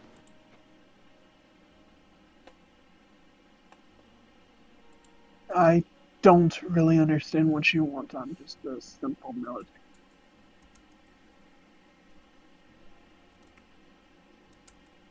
Sorry, you stupid. Look, I just want to know about the crime families. What's going on in Dragonrust. He just kind of slits his eyes at that. Go talk to the fat one over there.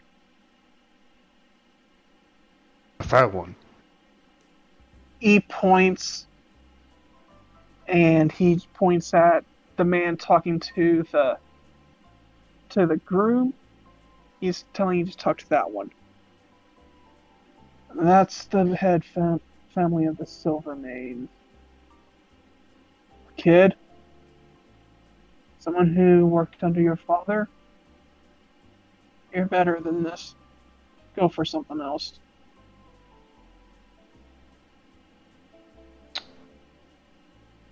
Don't slander your father's name by joining these people. Look, us. I gotta do something. I see no other way out than this.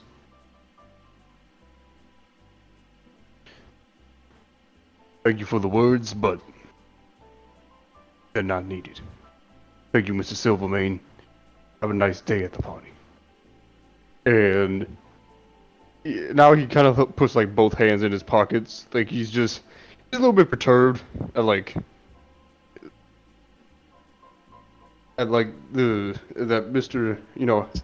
Hasmir would bring up his father and like be like him, and in his mind he's like, that fucker left us. I don't want to be anything like him. He doesn't know that shit. He's got a different view on your father. Yeah, I know. And so he's walking over to the fat Silvermane. And he just says, And you just overhear him say, I'm just so proud of you, son. We never expected to actually get an arranged marriage with a Christine family. I think that's how I pronounced it. God. Let me go back to my notes. Don't worry, It was Christine, right? I have the invitation open right here. Cryofax. Cyrofax. Ah, Yeah, it's Cyrus. right. Yes. We never expected to be able to arrange a marriage with a Cyrofax. I can't believe he actually did it. That didn't have to try anything. Huh. Damn, son. Tony kind of like clears his throat. Yeah, the groom kind of just gives you a wimpy eyebrows. Can I help Tony you? looks at the groom, and he's like, "Oh, congratulations on the wedding. Weddings are a beautiful occasion. Congratulations that you have found happiness and love and joy in your life." Thanks. Who are you, kind stranger? Name? Oh, the name's Tony Gasher. Ah. How did you... Yeah, I don't know. Gosh. He's dumb. He doesn't have the intelligence to roll that shit. The dude's got a 0 in it. Look. If my name sounds familiar, you may know my mother. Her name's Camda Gasher. She goes by Cammy though. She has 2 jobs. She works at the mill, sometimes at the flower shop. And this catches the attention of the head of the house.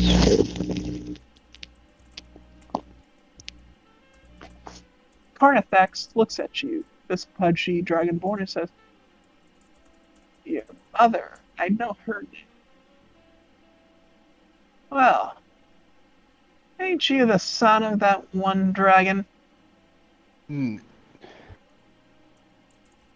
Yes, but it's complicated. Yeah. You know how it is. It gets that way. How can I help you? Yeah, sure. Nah. Tony's fine, sir. Look, I want to come to you about something that could possibly help you out with your business.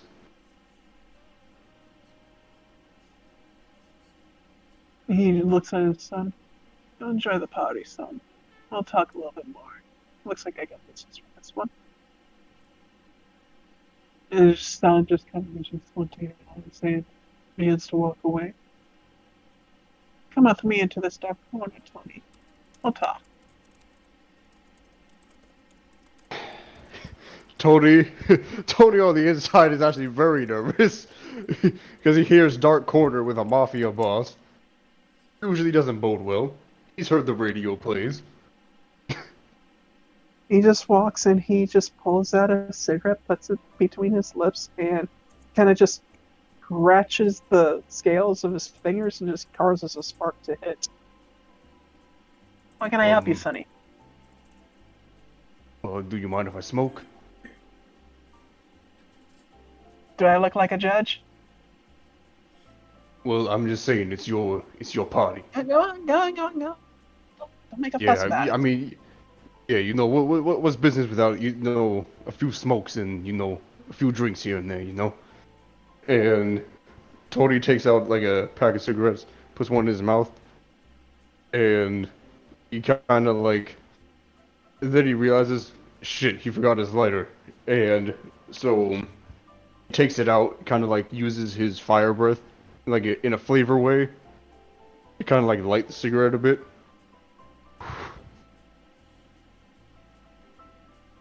Oh, that's a bronze dragon, right? Or is it a copper? No, he's a gold dragon. Ah, sorry, Mike. I haven't been able to see color for a while. Oh, no problem at all, sir. It's just, I get it. There's a lot of dragons with fire breath out there, and I don't really display the characteristics of a gold dragon except my eyes. That's about it. Yeah, Don't that's worry, sir, about I it. get I it. thought you were full orc like your mother. Yeah, no. No. Look. I came to Epiphany these last few years. Yeah. I've realized that the working man's a sucker. And the guys at the top, they reap the benefits from the sucker. But what I've learned about people who are in the particular business that you are in, sir, is that they're both working, but they also reap the benefits. I want to be like that. I want to be a made man. Well, I'm sorry to tell you that, Sonny, but you're not a made man just by journalism. You gotta prove yourself. It takes years of hard work to get where you want to go. But I hear you. I see what you want. I see what you want just fine. Look, yeah, I want to be a made man. I don't want to be a sucker in the streets, working day in and day out and not seeing the rewards that I reap. The ones that I sow, while the man upstairs in his office is getting all the dough. I can't live a life like that. I see how it breaks my ma. He's working 2 jobs right now. I want to help her out. Now, listen, Mr. Silvermane. I have a crew called the G-Wings. We're small time, but we want to go big time. We realize it's going to be a lot of hard work and dedication, but we're willing to put in the time and the work.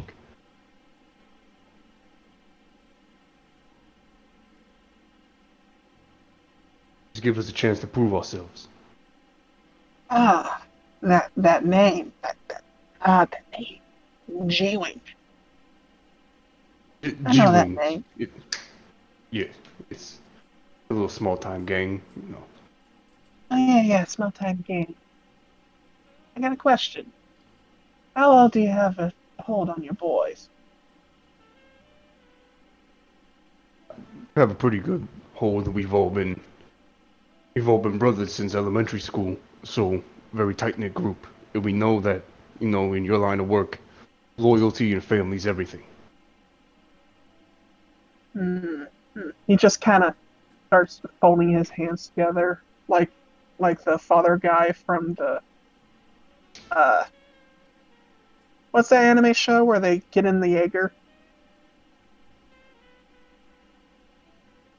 That one where they're fighting angels. Oh, he's doing the Gendo pose. He's doing the. There we go. Thank you. He's doing that. Yeah. I know your guys. Are you sure they follow you all the time? Well, sir, are you privy to knowledge that I'm not sure of or unaware of? It's just that we've seen one of your boys before. Got him putting his hand in the cookie jar, per se. Our cookie jar. Oh, shit. Don't tell me, Sully. Look, he's a ladies' man. I'm not gonna lie, he does have trouble with women. I know he's a No. two-timer and all that other stuff. No, not him. He hasn't touched any of our ladies. He's touched some of our money.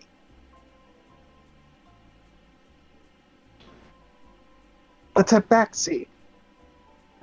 Oh, shit. Oh, you're telling me about Straw Man? Oh. Mm-hmm.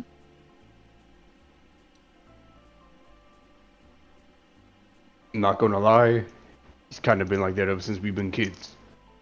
Kind of been a klepto. Yeah. He has his days. Well, here's the thing. What he's done has taken 500 platinum from us.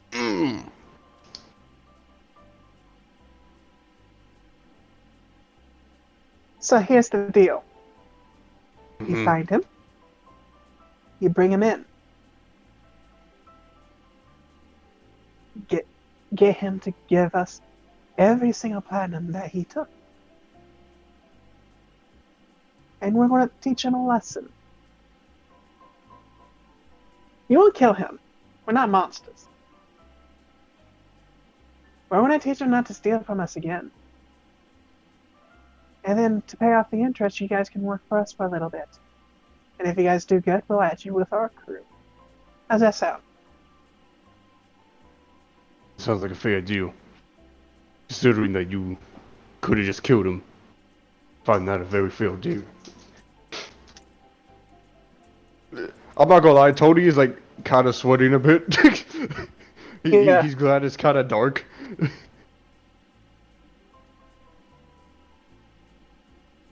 We gotta understand, we are a family group. We're not just some random thugs on the streets. And we don't like it when a motherfucker steals from us. I'm aware of that, sir.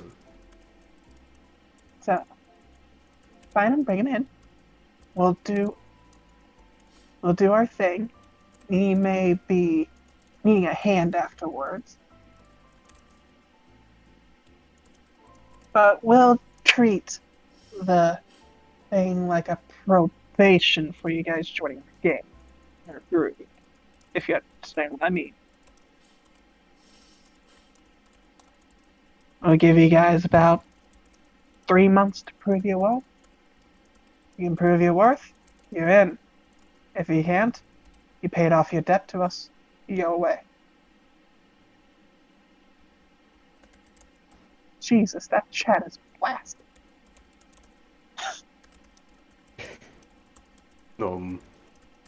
Sounds like a fair deal. Sounds like a fair deal. Still get paid, but a portion of your payment's going back to the mafia. You understand? Yes, sir. That sounds completely fair. Except for your cat friend. You may have to work something out with him. He's going to work like an intern.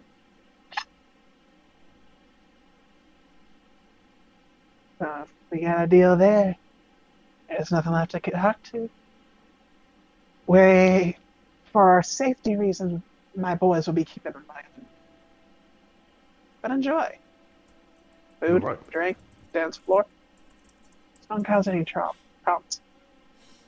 And next time you Trust come me, into sir. one of our events, don't come in a leather jacket. Look at Yeah, me. sorry. Disrespectful. My grandmother could be alive and see that. She would have a fucking heart attack. Understandable. It's the only thing Good. I own. I know it's not an excuse, but it's just the only thing I own. Take care of you. We got a person. Go on. No, I think our well, deal has been done. isn't it customary to shake on these types of deals? As well. He holds out his hand. Just Cody don't shakes shake his hands. hand. You don't shake hands. He grabs your wrist. We grab wrists. So draconian away. Right. And he grabs the wrist. Alright. He grabs your wrist and shakes on it. And as he does, he pulls away and one claw kind of catches you.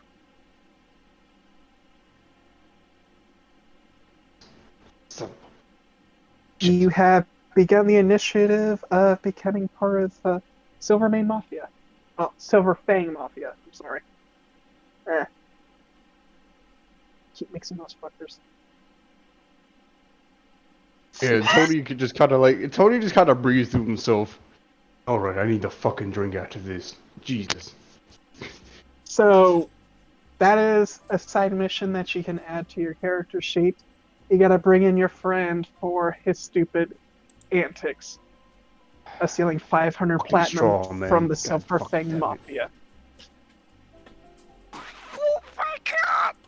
I thought Tony was dumb for wanting to be in the mafia. No, his friend decides to steal 500 platinum from it. The Silver Fang Mafia are not monsters. But you stole. Oh, your friend stole. He could be dead, just like he said. 500 platinum.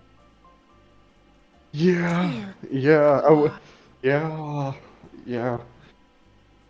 Hey Ray, your character may get some business later. Yeah, you might get some business, buddy. Yep. Yes. Yeah, so Tony, So- he's going to go to the bar, and he's gonna go to the bartender. He's like, what's Hi. the cheapest thing you got here?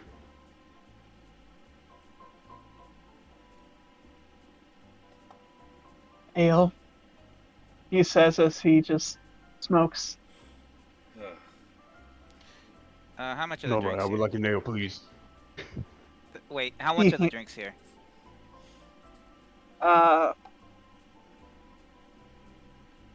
It's not being paid by y'all. It's on the tabs of the Silverman. Okay. Since I probably got a drink too, I just say the word. I just put it on my tab. Get this kid a good one. You don't have a tab. Well, okay, never mind. Pull out. You Okay, I was literally- asking. You literally just said Ow, on ow, the. easy. So he's basically saying it's open bar. Sorry. It's open bar. Sorry, I messed that up. Cool intro fail. Yeah. Basically, Connor No, just no. basically asked Look, for the man, it's cheapest fine. thing. God, that's like Yeah, trying to- yeah, I'll take a nail. That's fine. I don't need anything fancy, you know. I mean, look at me. I'm in rags. Oh boy. He just kind of looks you up and down with his one eye. All right, he says as he flicks a finger and a bunch of ash move over to a spigot and turns it on, and he just pours to the side like you're supposed to be, not like a fucking monster standing the cup straight fucking up, and fills the ale.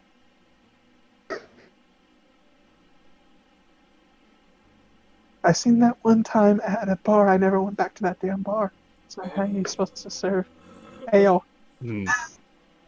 Hey, I didn't know that was the way to serve alcohol. Now I know something, so that whenever I'm pouring a drink for my buddies, I know what to do. He just hands you the ale. It's a full pint, nicely sized, well designed. And he just looks at you. Anything else? Um,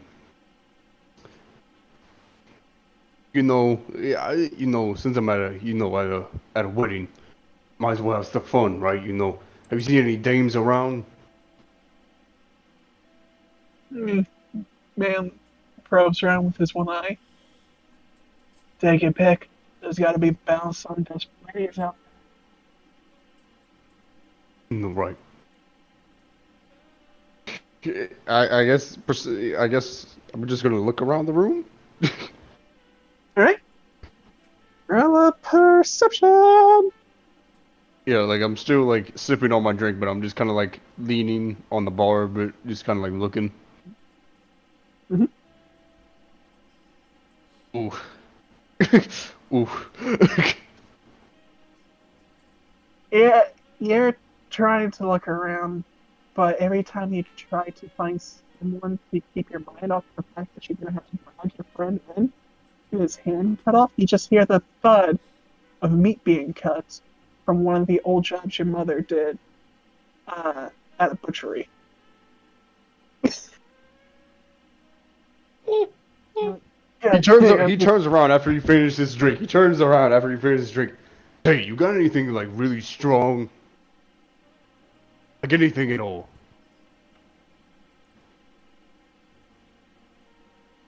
Mm, I've got a cocktail that you may like. Call Well it the then I guess. Enchanted Fireball. Well then, fucking lay it on me then. You watch him just kind of grab a mixer. If I can get the dice roll to open.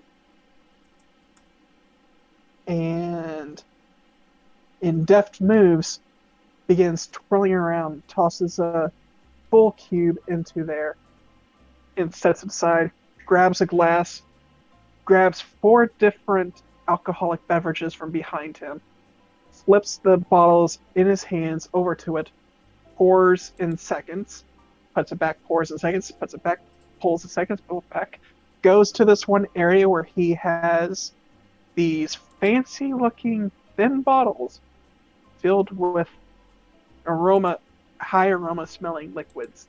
And it's just this thick pour from certain ones and just dabs of another. Puts it aside, grabs what looks to be a hot pepper and tosses it into there, pours the contents into the shaker with the full cube of ice, and then cracks one over it, puts the top part of the shaker on, and begins shaking it.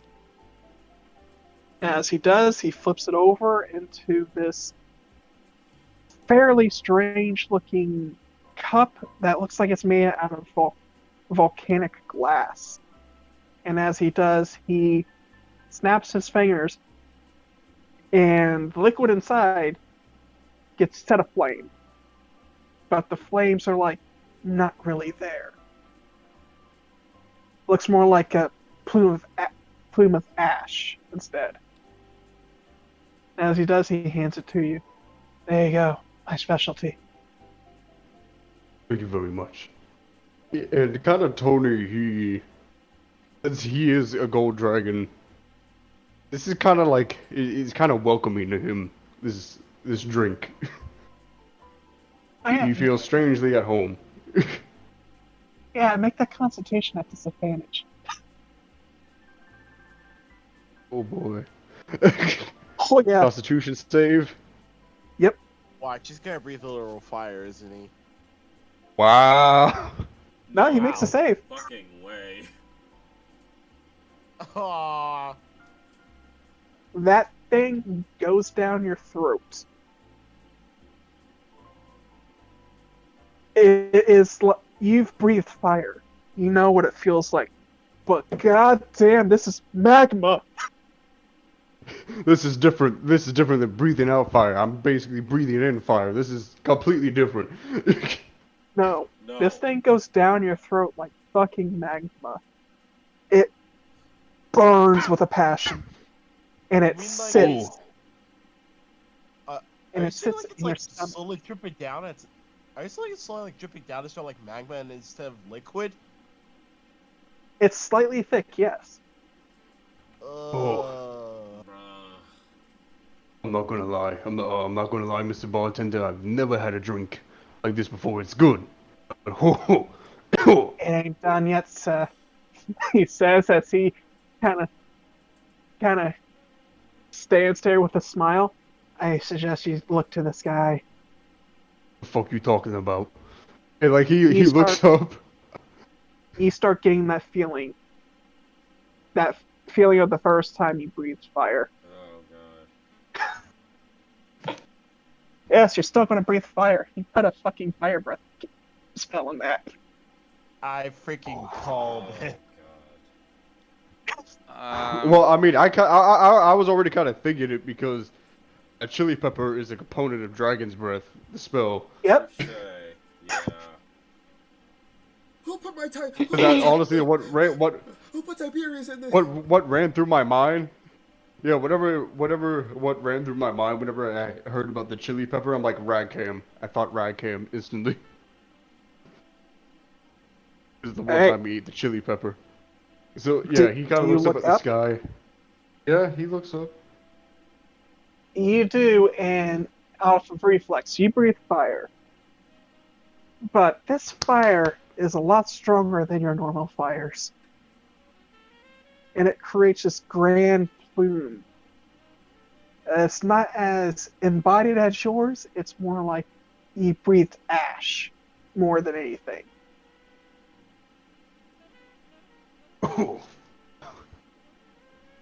I'm so sorry for being rude. Is that supposed to happen? Like, is that okay? Yep. In this type of party? It's fine. I always give the warning. All right. I suggest you sit down. That shit's you wanna feel that in a few seconds. Yep. Yeah, it's for I'm the just gonna strongest look. after all. I'm just gonna look for broads. Yep. I'm gonna sit down and look Alright. for broads. Other Bronze? perception? Broads. Oh. I want you to put on your sheet now. I think there's intoxication. I don't. Not sure. I'll see it. Let me look at your sheet real fast. Hunger, thirst, fatigue, temperature, affliction, exhaustion. Must be thinking of something else.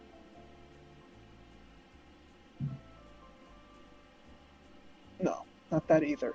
Well, you can have him write. You can have him write condition, drunk, ineffective conditions. Wounds and injuries. I want you to put temporarily drunk. Where's the wounds and injuries at? Right underneath. Oh, I Right see it. next Okay, to I see health. it. I see it. Yep, I see Yeah. it now. Sorry, this is just like a whole different Yeah. type of character sheet. With that, I want you to put in parentheses relax drunk. Because that shit hit hard.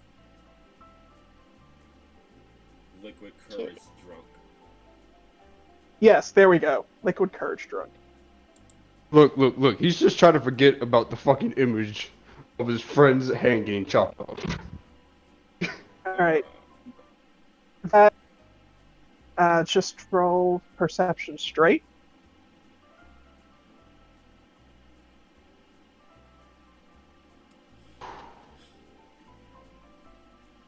God damn it, Tony.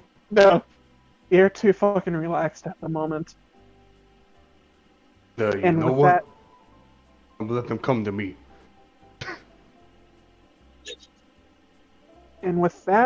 we will say that the whole gathering portion of the wedding has come to an end, and the main event is starting. So, Would you say it's been about I an am hour going since to, my interaction? yeah, just about. Why are you asking? Because he still got kicked good. Because I still got... Yeah, and that wears off after an hour. Also, it's a short rest.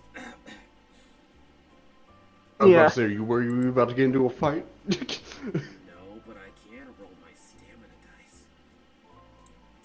So, I am going to ask you guys,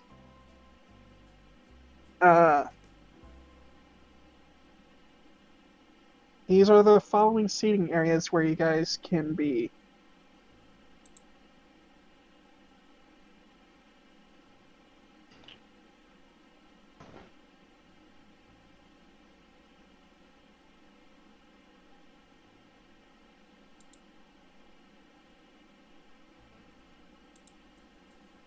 That is...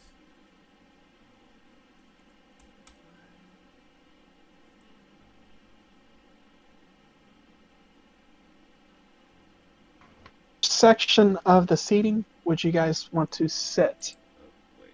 That was incorrect. That's supposed to be D8. You cannot get front row seats. That is where the families are. That's fine. I don't care about front row seats. Is there like is there balcony sitting? Ooh. No. Oh shit. It's just one. It's like an amphitheater area, but it doesn't have a secondary floor. Can I just go? Can I just like? Okay, first and foremost, did I see any of that when I got my drink? See what? What happened with Tony? That's kind of hard not to see. Everybody saw that. Okay, just checking. Okay, so then I'm just gonna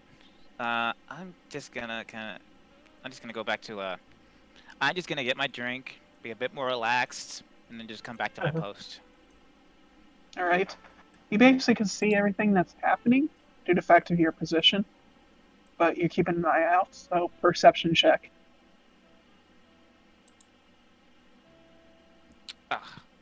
18. Everything seems to be going well. Everybody's sitting down. Everybody's behaving. There's no drunk idiots. The drunk idiots have already been taken care of by the bartender, in which they have ashen chains holding them down. I don't know if this helped, but I have this also. So, do I just feel anything else? No, not really. Everything's just very. Everything seems to be going very well. Okay. Alright. I'll take the third right. Okay. Third Am I- right. Is she still dragging Craig around? It's been an hour. That is the question. That's up to you two. Here's another thing. That's the question, Craig. Did you break away from? Here's a better question. Did Craig eat all the food? Okay, one person's not allowed to eat all the food. No, I Yeah. mean the food she stacked in his plate. Oh. Well, back right. He's like the main character from Log Horizon when they kept feeding him pie. Shiro. Yeah, there we go. Poor Shiro. Poor Shiro. Alright, what were you saying, Ray? Back right. Since I don't think anyone took it. Leg cross. Okay. Leg cross. Cane bottom. Bottom of the cane, just on the ground.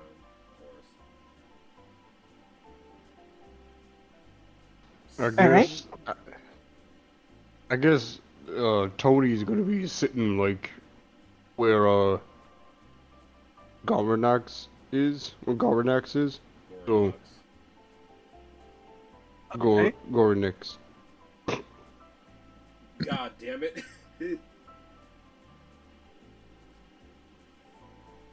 Okay.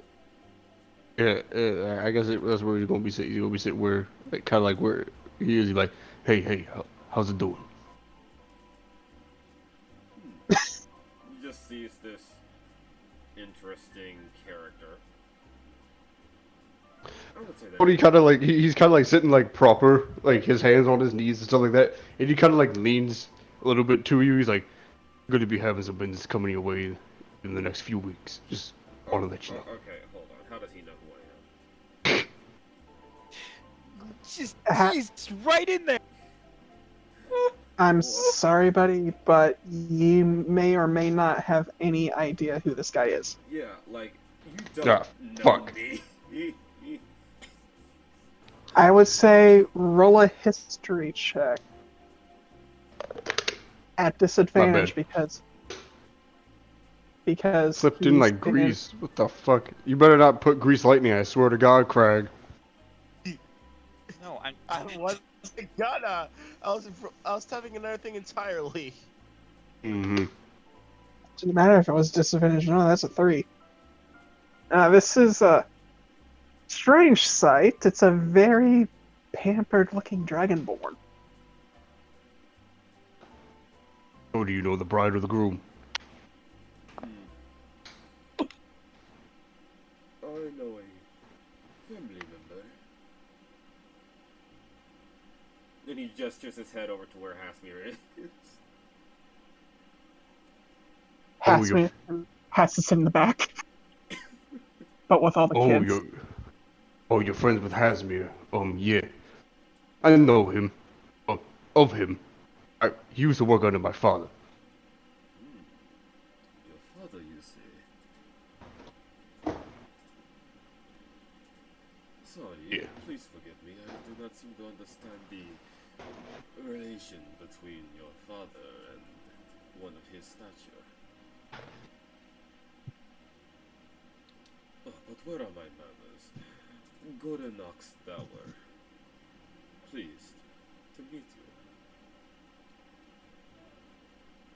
you. Name's Tony Gasher. Tony. I hope this does not come off as brash, but you seem to be out of place here, my boy. Look, I already know. Well, this is kind of where, this is the thing I wear. The only thing I wear. I don't have much. Not your attire. I mean your demeanor. The way you carry yourself. You're not used to being around such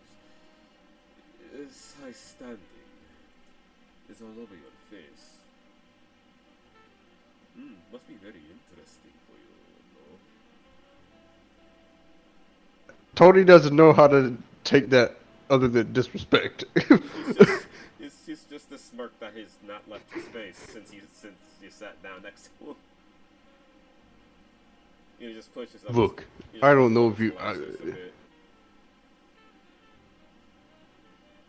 Look, are you trying to be a dick to me? No, it's just a matter of observation. Everyone can see it. But no one is mean enough to actually Okay, so you just have a permanent smirk on your face then whenever you're saying things like that.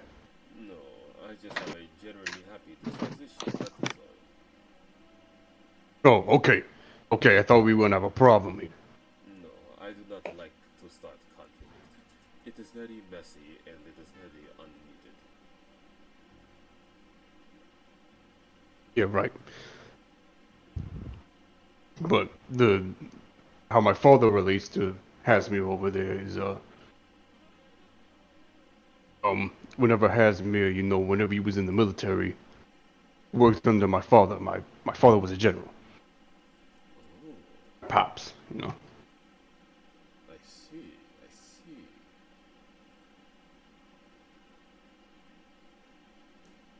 So, he's a military companion.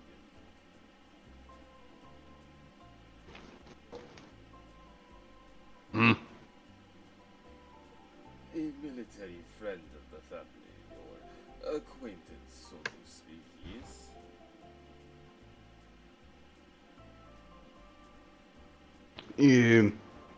Yeah, it's kind of like this, 6-degree thing, You know what I mean by that? That 6-degree thing, like someone who knows someone who knows someone, so therefore, like you know them, in a way.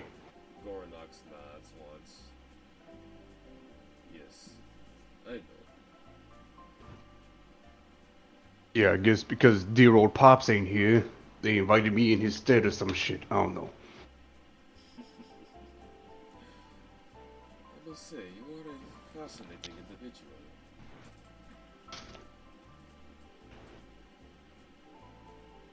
You definitely Thanks. bring new energy around the likes of this place.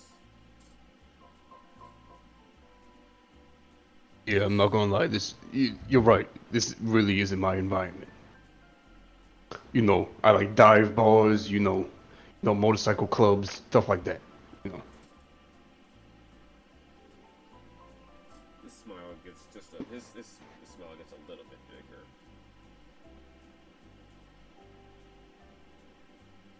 And he turns. He just turns back a little bit. Still paying. Hey, if you know. Yeah, he's still paying attention. You know that that if you ever want to grab a bite or something like that, you can go to Mama Spicy's, and get yourself a nice calzone, Mama Spicy's, you say? Yeah, it may not be in your neck of the woods, a little bit, downtown. It will not really, like. I have to say, I have not heard of it. Maybe I will pay this Mama Spicy's a visit. At some point. Yes. Now, if you go there, get yourself a calzone with mushrooms, fucking sausage, beef, a double cheese. You always get the double cheese. They already put the cheese inside, but then they put the cheese on top of the calzone, and with the grease and everything, it traps all the flavor. It has marinara sauce in it. It's good. Just do yourself a favor. Oh, and while you're there, get yourself a nice seltzer. Maybe like a lemon lime seltzer. It pairs nicely. It's the acidity of the calzone. As you begin to ramble about calzones and whatnot, the music will change, and it'll be a somber tune as the doors behind you guys open. As it opens, you see Lady Tamara of the Kyrofax dynasty begin to walk down towards the front. There is no grand dress. Dragons don't do that shit. Yes, humans are weird. She is in grand robes, but she is just heading towards the front with a piece of cloth about 12 feet long, made out of golden thread. She heads to the front, and the bonding begins to commence. They each go over their vows of protection and whatnot, to take care of each other, to be there for each other. And as they do, Mr.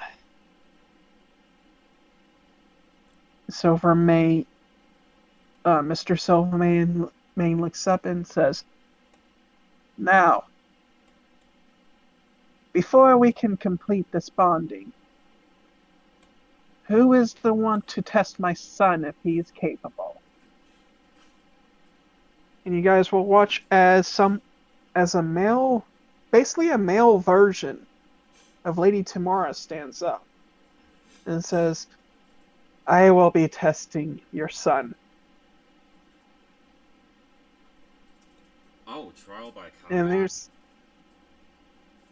it's dragons, man. What do you think? Hell yeah, boy!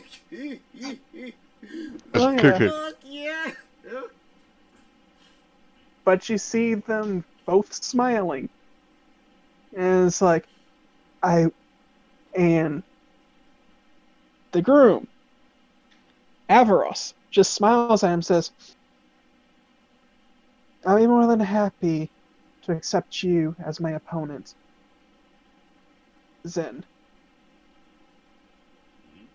Gornox takes notice of that And name. he'll take a bow.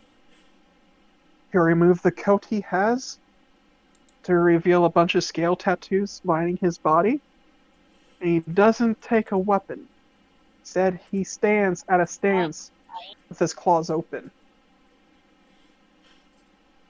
The Chirofax, on the other hand, takes out two thin blades and walks forward to him in a relaxed stance, ready for anything. You watch as these two circle each other.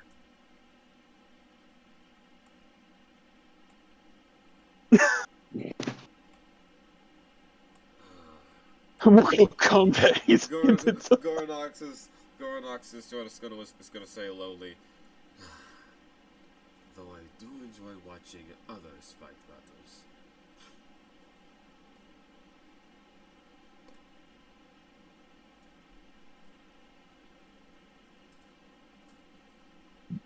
For a whole minute, they just sat there circling each other. Everyone is tense, waiting for anything to happen. Hey. And the slightest sound goes off, and all of a sudden, they're at each other. The first one to strike. Yeah, all you guys heard that told you that they were moving was studded feet moving and the sound of growling. I'm sorry, but First- I can't help but imagine two Komodo dragons fighting each other. Oh goodness. And One of them as got a that fucking nat 20. happens, you watch as Avaros just goes wild with his claw attacks. Would I be Before able to? sweeping Jesus Would I be able to perceive Christ. his attacks? For Avaros you, is- it's actually quite. He is a monk. No wonder. With my perception, would I be able to see the speed? The first two you see, the second two, it looks like his arms barely move, but you see the poor Chirofax brother, just like someone getting shot with a machine gun in a horrible movie. He's basically doing that as he takes the hits. God damn. His body's jerking unrealistically. Yes. 1, 2, 3, 4 already. God damn. Damn, I'm But this- sorry. And that 20 did not help Win. that guy at all. Muda, brother. You watch as the chiropractor kind of just holds his arm, and he's like, "Oh, that fucking hurt." He's like, "Yeah, I know. I train every day. What are you gonna do? What do I do best?" Avaros, Jesus. Stab. Stab, and then line track hinder right into the foot. Oh, fucking hell. I don't even know who this is. This is the Chirofax boy.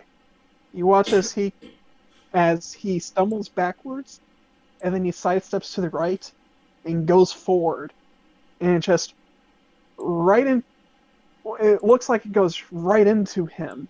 You can see the ends of the blades go through his back, it's Cervantes style. Ooh. Ooh. And then he just kicks him off his blades. Oh my god. No. Gornox, You can do it. Gornox rubs Get the the bottom of girl. Gornox rubs. Hey, Cinders. Yeah? So Gornox rubs the bottom of his muzzle, right? And as he's just interested in this fight, does it seem like Avaros is on the losing side now? It seems pretty even. Uh-oh. Goranok Mhm. wants to have a little fun. So, since this is an ability that does not indicate that it's being used at all, meaning I can freely use it and no one is none the wiser. Ray. Baskets. Are you freaking rigging this fight? I would like to assist Avaros real quick. Let me just do something real fast. As the position where you're at. So 34, try to do a sleight of hand. What? Sleight of hand from you. Sleight of hand? Yep. Alright. Just gonna, scratch my cheek and get good. As he pushes up his glasses, they do the anime flash thing. That's my somatic component. Alright. I still need a I know. sleight of hand. I only do it because you could get an action. 19. No. Before you do it, you hear a voice behind you. I want to do that. It's part of the ritual.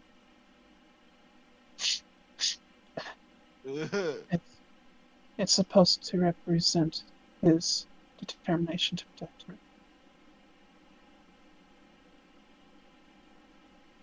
Man, I can't believe you just tried to rig a fight here in the middle for Mafia family, dude. Yeah. Do you look You to can't say who that so sat nonchalant. behind you? Yeah, he's actually curious. He's going to look in the reflection of his spectacles. Perception check if you're doing that.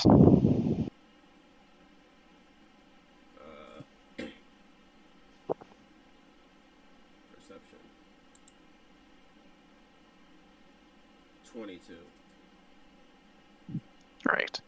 What you see behind you is a very thin woman with the most depressed look on her face. She has the dark circles under her eyes.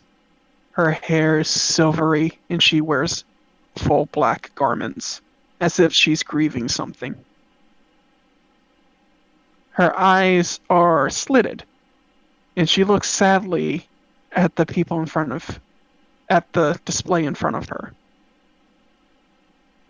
He's going to not look over his shoulder, but seeing her in the reflection of his spectacles, he's going to whisper, "Interesting. I don't remember you sitting behind me." It doesn't matter where I sit. None of this really matters anymore. Well, that's a very sour expression. Can Tony hear this? Perception check from you if you want to try to hear this. She's speaking low. I mean, That's the just only reason. Oh, okay. I was saying, because like, She's- Tony's sitting She's next literally to right behind him, and there's a lot of noise going on. Is it a fight? Gotcha. Oh my god! Oh my god. You hear her as well. And as you do, I need you to roll a history check.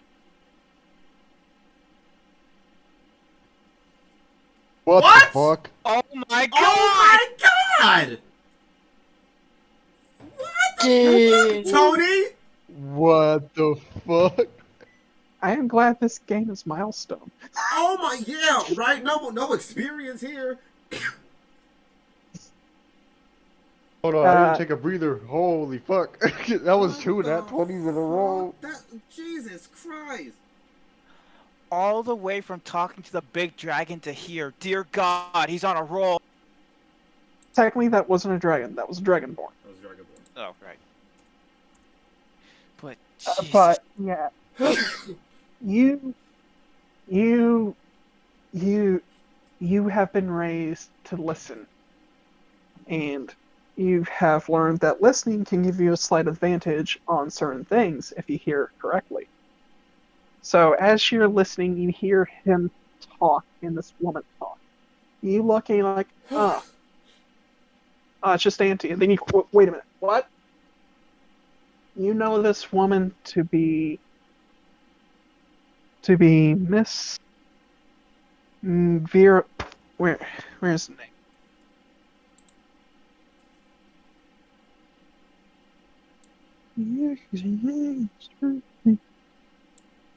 Shit, 2 nat 20s in a row. Oh my fucking god.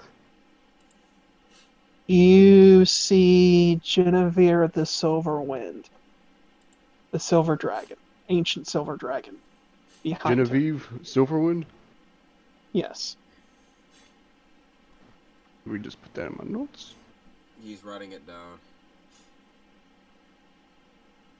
Oh, I know. I'm just gonna write it in my notes though.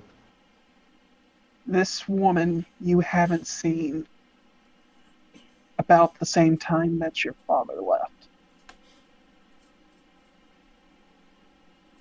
But when you look at her, you've seen her in her human form, but you've never seen her like this. She looks like she's been grieving. She been what? Grieving. She looks like she's been grieving.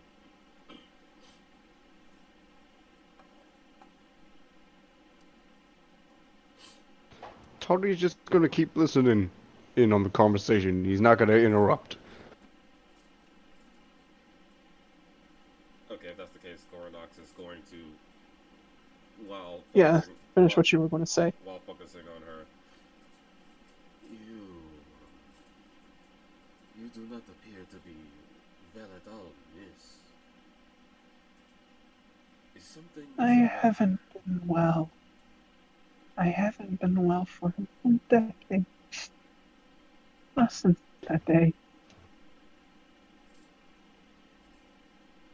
After all, I am the last. And you hear a roar over at the front. Let's see.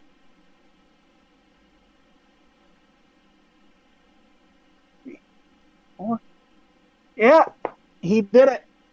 You watch as you hear the roar and you look away from her, and you watch as he just tries to do an uppercut, misses, and instead of just following the uppercut, he goes down with a shoulder bang, and then takes his legs, flip it out from under the Chiroprac's kid, and Jin just pile drives his throat. To the grim And one. Avaros has one. He is being up. He's got 2 bleeding puncture wounds in both his sides, but he's victorious and he just smiles. Tall, I need you to make a perception check.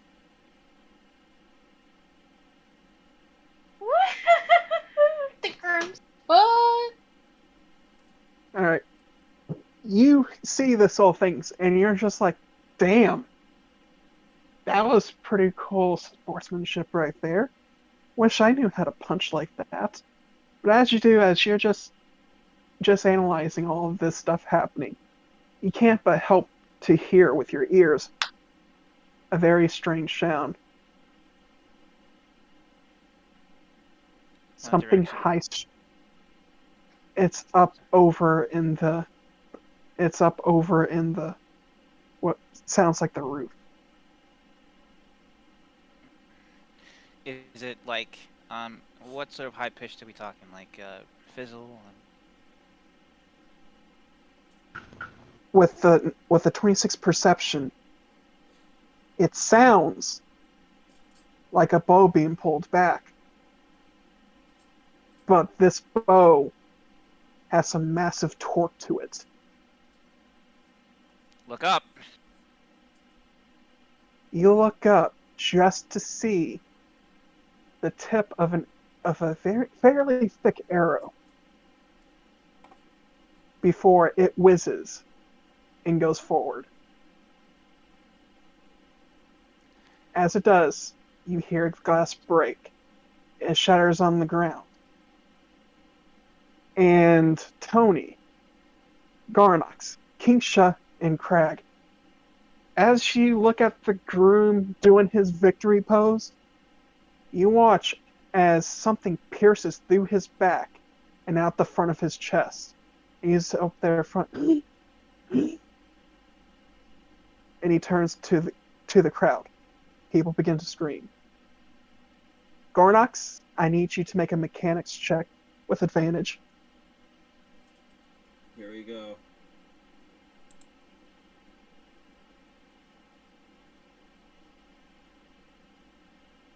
$23. You've seen this before. You know what this arrow is. This thing was meant to pierce through dragon scale. And it's an explosive. He's going to... As you notice what it is, you hear Hasmir say, "Get down!" What did he yell? I need everything. You hear Hasmir yell, "Get down!" You just watch him just engulf the kids in his wings. Yeah. Barbarian sense. Yeah, that's right. Danger sense. Alright then. Danger sense. I need everybody to make dexterity saves, except for Tall. Oh, Okay. guess who got danger sense, boy? Guess who got that sixth sense, boy? Alright, dex save. Here we go. Let me, Oh boy.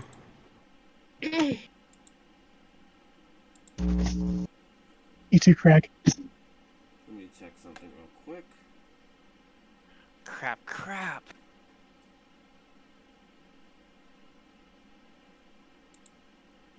Hey, I'm sorry, you couldn't really see who was doing it. Okay.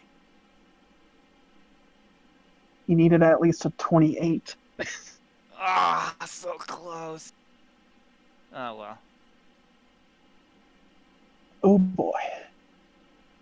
That's 3. I need one more. Craig! You still there, buddy? He did say fact. He did say fact. So I'm guessing something happened. I guess he's trying to just get to it. Sorry. I didn't know I was muted. Blah.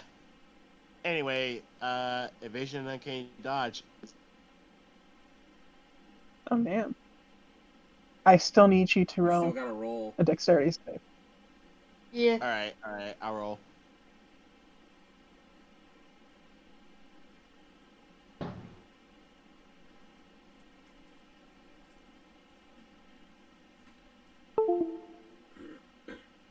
I guess this is really nice. You don't take any damage. You don't get hit. You duck out just out of the way. Everybody who rolled above a 14 has made the save. Garnox, you're in the back. And the explosion rings your ears. But the most disturbing thing is when a portion of his face and skull lands in your lap. Oh! Who? Oh. I'm sorry. Whose? Not Gonorix, Avaros. Oh! And I'm right there. Yep. Gornax's eye just... He's stunned and his eyes twitching as he's looking at this. What hurts even more is you know that exact thing, that exact arrow, because you're the one that stole it before. And I just now realized, he just has a face full of anger.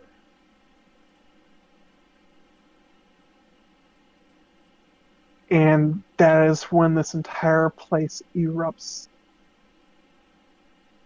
in chaos. That is where we're going to end the session for the prologue. Welcome to Dragonhood. Oh my god. Man, I knew something was gonna happen. We all did. We all mean, did. Holy crap. I didn't think it'd be this. Are you serious? There was death flags all over this place. Right? Oh yeah, like You really I didn't see I that kind of figured it was coming? gonna happen. It's the freaking Skyrim wedding all over again. Well, it's Like, it's the head landing in your lap that kind of sold it for me. Part of a skull with face, Oh not a full God. head. Oh God.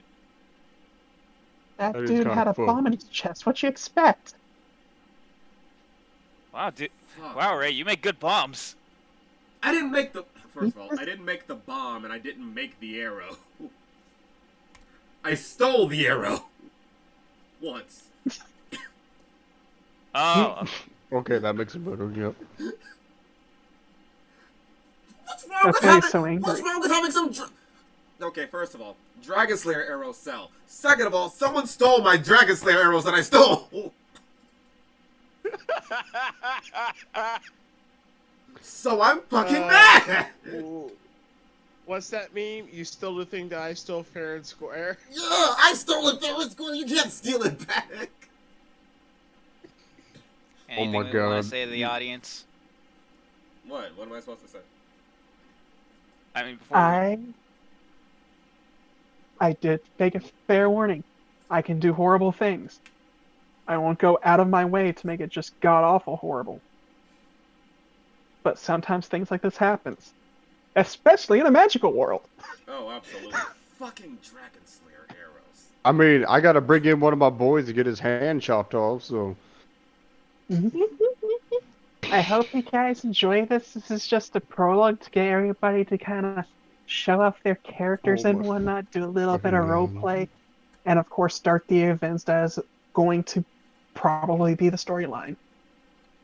No, this is definitely Oh gonna be my the story. fucking God. This is definitely gonna be the storyline, and I am already hooked. And I hate that we need to wait for Out Noah to finish.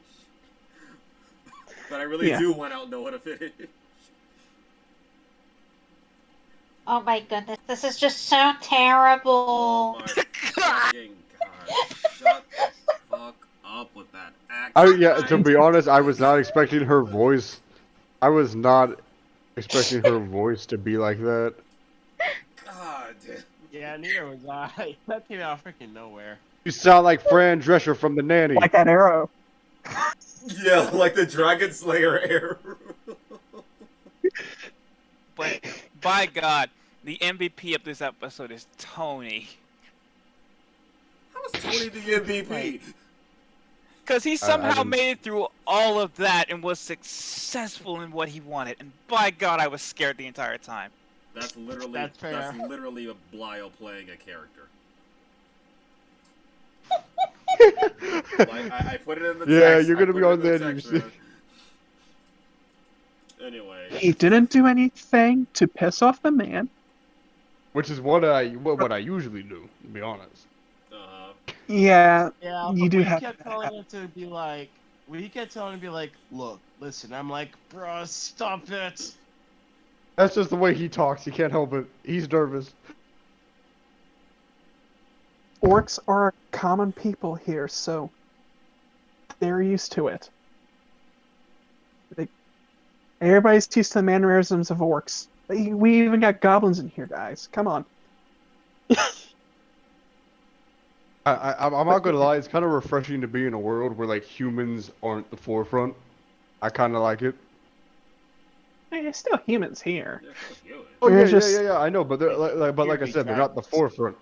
Yeah, like they're not. But like I said, they're not like the forefront, which is what I like about this. Like they're not the forefront. They are. Like, I am they tired of exist, human but they're not as stories. important. I also Alright, kind of hope guys. that. I'm gonna have to stop this. Yeah. stream. Wait, hang on. What? Hmm? Good night, everybody. Good Yeah, night. good night, everybody. Good Because night. just look for us in the future if you somehow run into this, and just enjoy the chaos that will come in the future. Absolutely. And I am. I I caught them cannot look like wait in to watch theater. this. And I am a good boy. I can do nothing wrong. That's bullshit. You better cut right at that moment.